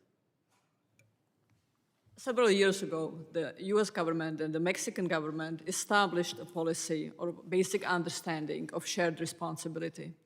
This notion of shared responsibility carried across both Republican administration and Democratic administration on the US side, and across several Mexican governments. Unfortunately, although this notion is still in rhetoric, the current Mexican government of President López Obrador has significantly walked away back from it. And we have seen really during his administration a very profound hollowing out of cooperation. He is also adopting policies, or the lack of policies in Mexico, that are enabling, in their lack of response, the Mexican cartels. It is difficult to see how this could be changed during the last year of his administration, but there will be elections in Mexico. It is clear that any kind of effective policy requires respect and recognition of interest on both sides. But unfortunately, this is not happening with the current Mexican government. The Biden administration has done its best to try to induce better cooperation from Mexico, but we have very far to go. Thank you. You know, I hear from your other panel members that the way to solve this problem is get rid of Mayorkas and maybe build a wall. Are there other things more realistic that we could do to make the situation better just on our side? Absolutely. Certainly, there are many opportunities to strengthen both treatment demand reduction and address those important dimensions, as well as access to medication such as overdose medication, other medication for those that have substance use disorders. And there are other opportunities to strengthen law enforcement actions. These include resourcing far better legal ports of entry so more inspections can take place. And this includes expanding the policies, how we tackle the cartels, not simply thinking of them as smuggling entities or drug smuggling entities only, but targeting their many dimensions, including their other access to money through joint task forces that have US law enforcement agents as well as other members of relevant agencies. So a whole of government approach that expands authorities for departments of state, Department of Defense, that expands authorities of agencies such as US Fish and Wildlife. Well, we also hear that some of the Mexican pharmacies are selling drugs laced with fentanyl, and that's to a lot of American tourists who are down there. That's not the cartels, but there may be a connection. And also these retail crimes here in this country often use what they sell on the internet or sell wherever to fund some of these things like trafficking. That would be kind of part of the all-of-government approach that we might address. Is that right? Absolutely. Well, thank you, Mr. Chairman. I'll yield back. The gentlelady yields. I now recognize Mr. Crane, Arizona. Thank you, Mr. Chairman. Thank you all for coming here today. You know, I continue to hear the same thing. I want to echo what my colleague, Mr. D'Esposito, was saying. I can't help but notice this is a sham. This is more impeachment theater. This is the Homeland Security Committee. If we're not talking about this, I don't know what else we're going to be talking about. If we're not talking about trying to hold the individuals that are in charge of leadership on Homeland Security accountable, I don't know what else we're going to be talking about. I wish you gentlemen were here yesterday. Some of my colleagues on the other side were trying to undermine how effective walls and barriers are. It's sad. I spent a lot of time, my life in the military, and I work, you know, in special forces. So I understand security. I understand security systems. We talked about overlapping deterrence. We talked about using trained personnel, technology, barriers, intelligence, all of these things together, overlapping deterrence and security systems to secure whatever you want to secure. And it's sad to me that my colleagues on the other side of the aisle can't even acknowledge that barriers, whether it's around their house, their schools, these complexes, whatever it is, are effective. Mr. Jones, I want to ask you about that, sir, because I know you understand security a lot better than the average individual. Do you find individuals that isolate barriers and walls and say they're archaic and ineffective? Do you find those individuals serious when it comes to actual security? I think they don't understand what's taking place. In South Texas, for example, you can be inside a stash house in a matter of seconds. So it's not about an electronic wall for detection. It's about how fast can you get a law enforcement personnel there. Yeah. Now, when you go to Arizona, for example, you've got a lot of space there. You still have the challenge, though, where we are in 2024, or 2023, where we are today, it's not about the detection issue. It's about how you get law enforcement able to respond before they're picked up or inside these stash houses. That's the core fundamental problem. And these overlapping deterrents help give call our it a law layered enforcement officials time to respond. Is that correct? It's correct. It Mr. helps. Waltz, would you agree with that? Absolutely, yes. Okay, great. Mr. Jones, you were talking about classifying cartels as terrorist organizations. I've heard that argument before. I understand, why that argument's being made. But I want to ask you something, sir. Did you watch the videos of the U.S. pulling out of Afghanistan? Yes, sir, I did. Did you watch the people hanging from planes? Yes, sir, I did. Mr. Walsh, did you watch that? Yes, and I also witnessed my brother coming back in a body bag from the war in Afghanistan. Thank you, sir. One of my biggest concerns when we start talking about that stuff, sir, is it would be the same leadership that was executing that fight against the cartels, and that concerns me. I really don't, quite honestly, I don't trust them to do that job, and that's one of the biggest issues that I have. And I also want to hear your thoughts, sir, because I know you've done this for a long time, how that would affect some of the asylum claims. Sure. First, we have to understand that the issue right now that we have with these cartels is it's about authorities. I don't look to go to war using our military in Mexico. We have proven in the past, working with the Marines, working with SAMAR, driving intelligence-led operations, but what we didn't do was network theory. We leveraged a law enforcement model, and it was too slow. And what does it do? It goes after the bosses. Just out of time, for time's sake, sir, so you're talking more about using intelligence. Absolutely, Okay. but we will You're not talking about... We will have to use overt action at times. Look, they've got surface-to-air missiles over the Sierras. You're not flying over there without getting shot down. Thank you, sir. My last question, the Federation for America Immigration Reform Fair recently calculated the cost of illegal immigration to be $150.7 billion to Americans. Do you know how much a border wall would cost to build? Anybody on the panel have any idea, roughly? The same group says about $22 billion. Mr. Jones, do you think that would be a good investment? I think right now, beyond anything regarding money being spent by this committee or any others to the protection of this country, you have to look at the totality of these cartels in providing the authorities we need. That is our real issue right now. Thank you, sir. Mr. Chairman, I ask for unanimous consent to enter this article into record. Thank you. I yield back. Without objection, the article's entered. I now recognize Ms. Green for 5 minutes from Georgia. Thank you, Mr. Chairman. Human trafficking is a $150 billion a year industry. In 2021, Georgia had one of the highest number of cases per capita that were reported through trafficking hotlines. The northern area of Atlanta is well known. It's one of the highest places of human trafficking, human sex trafficking of women and children. Women and girls represent approximately 71% of all trafficking victims globally. More than 90% of detected female victims are trafficked for the purpose of sexual exploitation.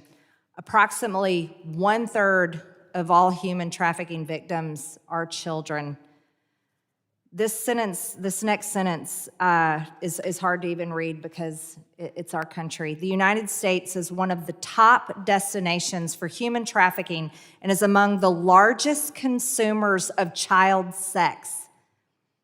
The average age of entry into the commercial sex market is 12 years old. In the past few weeks, there's been a lot of controversy about a movie called Sound of Freedom. And I can't understand why anyone would say anything negative about a movie that's trying to expose child sex trafficking, especially when it involves our United States border. Ms. Vaughn, can you tell me, is it a conspiracy theory? Is child sex trafficking a conspiracy theory? It is most certainly not a conspiracy theory. It occurs far too much. I have met with and hugged survivors and heard what they have gone through, and to refer to it as a conspiracy is an insult to what they have endured. Is our border a serious issue? The fact that our border is open and the amount of people coming across our border, is that contributing to child sex trafficking? It is most definitely contributing to the problem of not only child sex trafficking, but forced labor and domestic servitude and debt bondage, as we've discussed today. Is our current administration's border policies contributing to child sex trafficking? They are certainly facilitating it, yes, so it's happening with more frequency as a result of the loose policies at the border and the lack of enforcement, frankly, in the interior of the country as well, that would help rescue some of these survivors and, or at least turn them into survivors as opposed to victims. Thank you, Ms. Vaughn. Fentanyl deaths are at an all-time high. 300 Americans dying every single day from fentanyl. Having a top government official on the Mexican cartel's payroll helped the cartels operate with impunity, moving tons of drugs around the world and make billions. It cost the cartels as little as 10 cents to produce a fentanyl-laced fake prescription pill. 10 cents. And that is sold in the United States for as much as $10 to $30 per pill. Mr. Maltz, with your experience in your career in the DEA, is the amount of fentanyl coming across our border, is this an all-time high? Yes, I mean, this is the greatest drug threat we've ever faced in the history of the country, but I want to add that it's really not a drug. It's a chemical weapon coming out of China, just like the K2, the spice, now the xylazine that is rotting people from the inside out. This is deliberate, in my opinion, my expert opinion from all the years of doing this. I lived this nightmare starting in about 2008, and then fentanyl started coming in around 2012. This is deliberate, and I would say, based on my experience, it's like, just like the Afghans used to say, selling heroin to the West is a jihad against America. Well, for China, they're undermining, they're destroying our country, and they're sitting back using the Mexican cartels to do the dirty work. I agree with you, Mr. Maltz, and I believe, and I would ask your opinion as well, with the Biden administration's policies allowing the Mexican cartels to traffic the amount of poison fentanyl that's coming across China, it seems to be, it's not negligence. It's not that they don't know it's happening. They know it's happening. It's hard to deny 300 Americans dying every single day from fentanyl. But would you agree that the Biden administration's policies is helping the Mexican cartels traffic this Chinese poison fentanyl into the United States of America? Absolutely. I mean, you look at this little boy, 3 years old from Kentucky, and this is his mother in the coffin here with the kid because of fentanyl. And it's happening every day all over the country. I deal with the families, I know, and that's really sad. And it's very sad that the current administration overturned strong homeland security policies that kept us all safe. That's my passion. I mean, I can't believe this is happening to this great country. I agree with you, Mr. Maltz. It seems that border security should be our utmost important issue that we're working on, not only to stop child sex trafficking, human trafficking, but also to prevent the poison of 300 Americans a day. Thank you, Mr. Chairman. I yield back. Thank you. Gentlelady yields. I now recognize Mr. Garcia for 5 minutes. Thank you, Mr. Chairman. Just want to also to be clear, just to review for the hearing, Democrats want to solve drug trafficking. We want to solve human trafficking, and we certainly want to solve any sort of arms trafficking which funds the cartels. What we don't want, and what some on this committee are hell-bent on doing, is we don't want to demonize or scapegoat immigrants, refugees, and people that need the most help. We're interested in real solutions, not going along with Republican attacks and the crusade to launch fake impeachments of Secretary Mayorkas for political gain. Now, I do have I want to start with a question. Now, less than a year after the Tree of Life massacre in Pittsburgh, which we know killed 11 worshipers, a terrorist shot up a Walmart in El Paso, killing 23 people. Like the Tree of Life shooter before him, the murderer in El Paso believed he was fighting in a war to end, quote, Hispanic invasion of Texas. So, Mr. Jones, yes or no, is there an invasion of Texas at the southern border by immigrants? No, sir, we are now in a new phase. We are a nation overrun. Or a nation overrun, no longer an invasion. You don't believe there's an invasion going on? I'm saying we're even beyond an invasion. Okay, because you yourself, sir, have on Twitter and on numerous occasions said that there is actually an invasion that's being caused by the U.S. government, similar to the same words that have been said in this horrific shooting. And so I just want to know that words actually cause impacts and can be quite dangerous here and across the country. Our country needs responsible leadership. It needs border security. Of course, Democrats agree with that. And I also want to note, just to clarify the record, that more than 90% of hard drugs such as fentanyl enter the U.S. through legal crossings at ports of entry, which continue to be forgotten over and over again. Democrats have increased funding for ports of entry in the government funding package last year, which Republicans, of course, overwhelmingly opposed. And so we keep hearing over and over again solutions that are not serious, which is why we never seem to discuss treatment programs here in this committee. There's no answers to how to improve access to healthcare or tackle the mental health crisis that's happening in our country.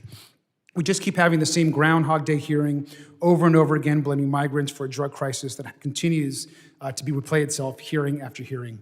I want to just real quickly just go down the list and ask each of you yes or no for each of you. Yes or no, solving the fentanyl crisis must involve addressing not only the supply, but also the demand that's coming from the United States. Mr. Jones, is that correct? It is, and also we have to remember where the demand is being. So just a yes or no, from. so yes. Thank you, sir. You have to remember what the cartels have done now. Sir, this is my time. I just asked you for a yes or no. Yes. Thank you. Ms. Vaughn, is that correct? Well, when a Do we have to also ingest demand? fentanyl that they think is Adderall, I wouldn't call that displaying demand. So you would not agree that U.S. demand is not part of the fentanyl crisis? No, I think it is part of it. Thank you. Mr. Maltz? Absolutely, demand is a disaster right now. Thank you. And Ms. Falal-Brown? Yes. Thank you. Second question, just a yes or no, please. Mr. Jones, have you ever received a direct order from the president to stand down or open the border? Have I received a direct order Yes. from the president to stand down on the border? Yes. No, sir. Thank you. Mr. Maltz, have you? No. Ms. Vaughn, are you aware of any such orders that have ever happened?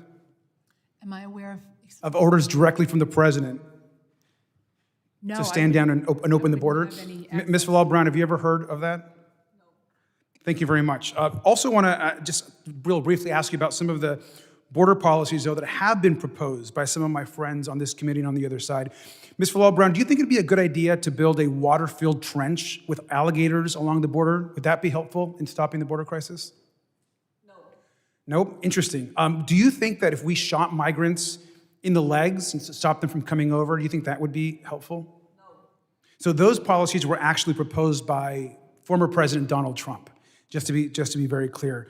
Like members of this committee, I am very concerned that we continue to have this hearing to essentially put down immigrants. I immigrated to this country when I was a young kid. I'm proud to be a very proud American that earned and gained my citizenship.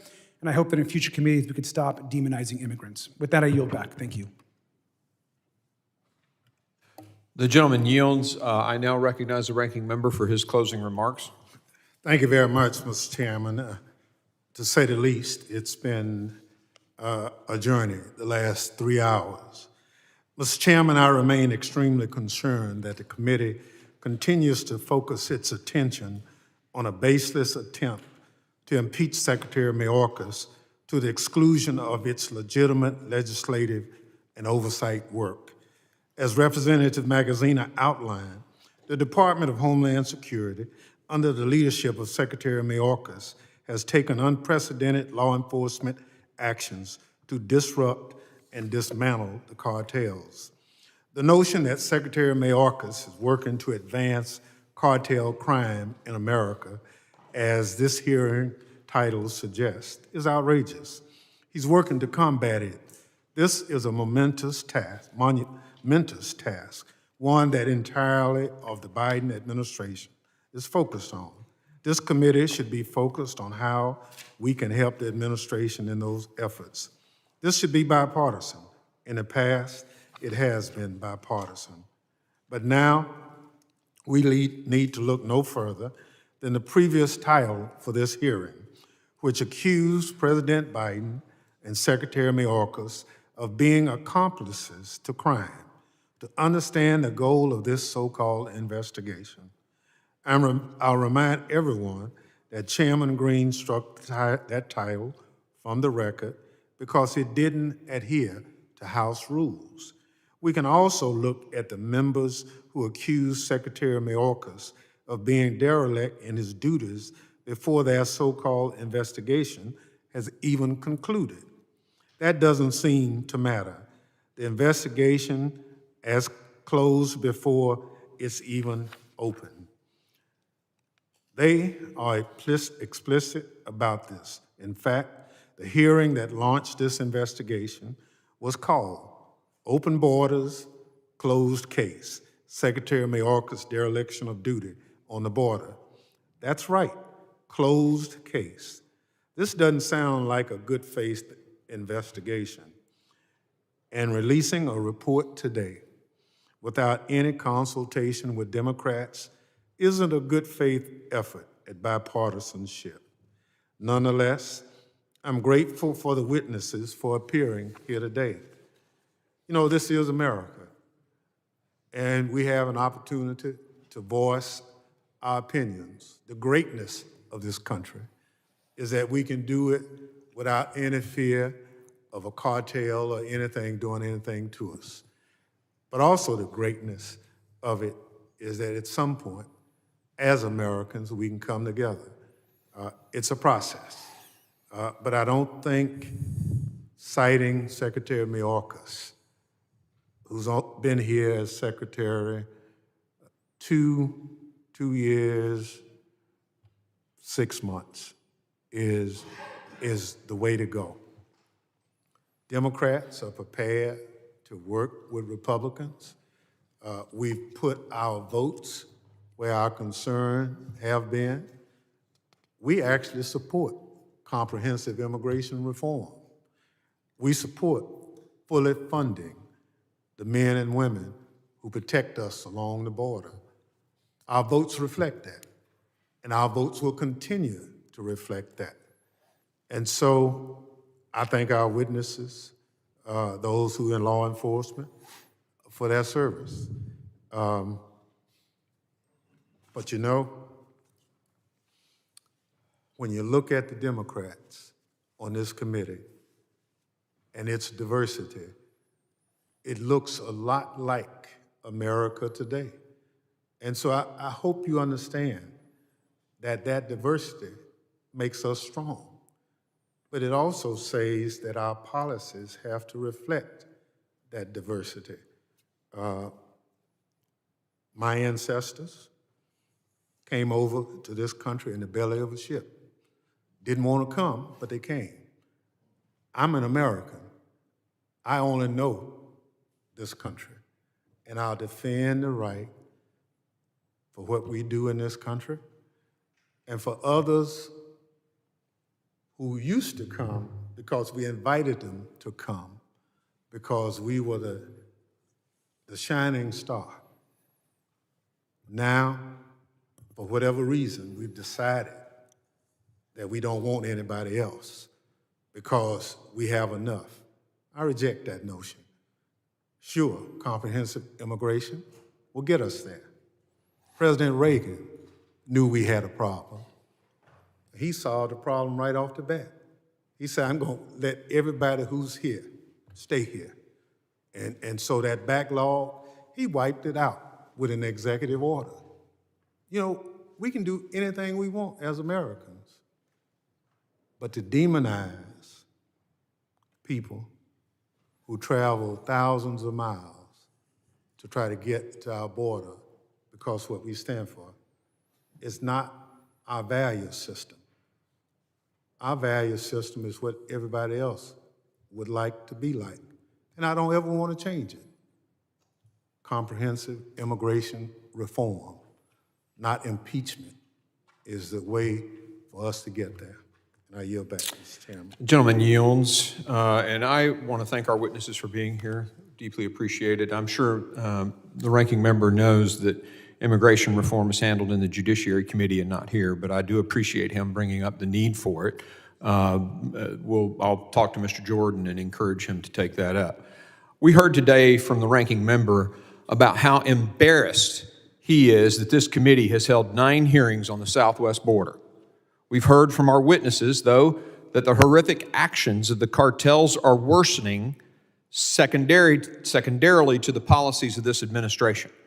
We all know the process. They allowed instant parole, they stopped detention, they stopped deportation, the catch and release policies happened, and the migrants called home. Millions have come. Make no mistake, there was no change in crime or corruption or economic conditions in Latin America. Actually, since COVID's gone, the economic conditions in Latin America have gotten better. The mass migration is secondary to the policies of this administration, period. And there is no legitimate argument to suggest otherwise. Even Merrick Garland agreed that the cartels have taken advantage of these policies and are trafficking large groups to overwhelm the Border Patrol and then pass nefarious individuals the gotaways and drugs around them. The Attorney General recognizes it.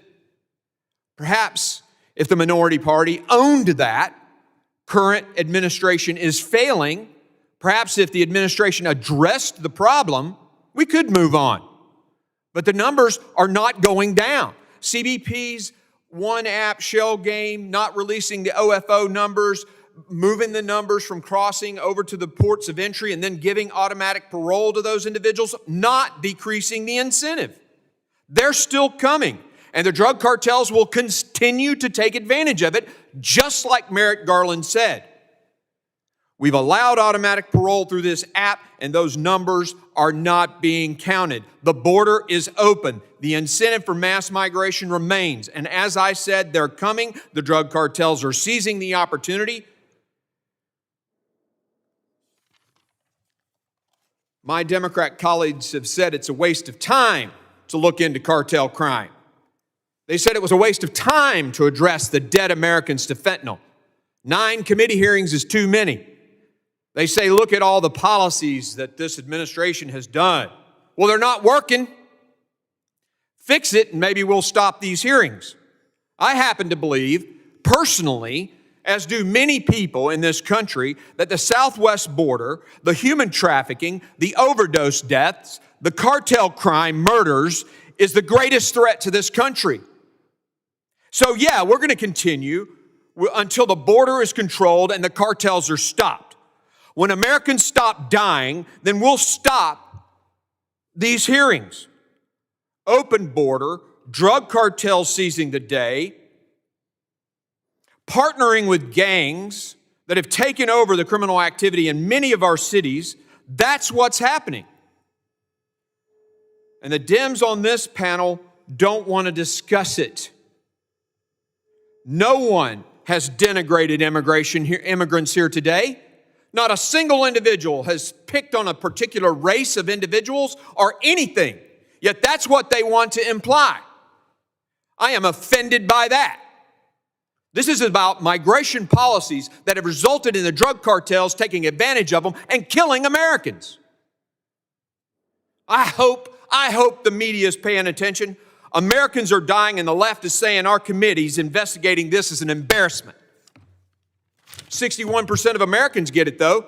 That's the percentage of Americans who say that our border is not controlled by us.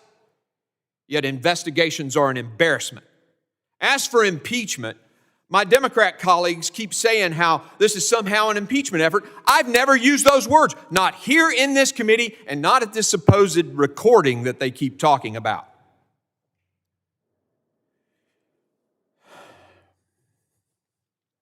They also say that somehow this discussion is racist.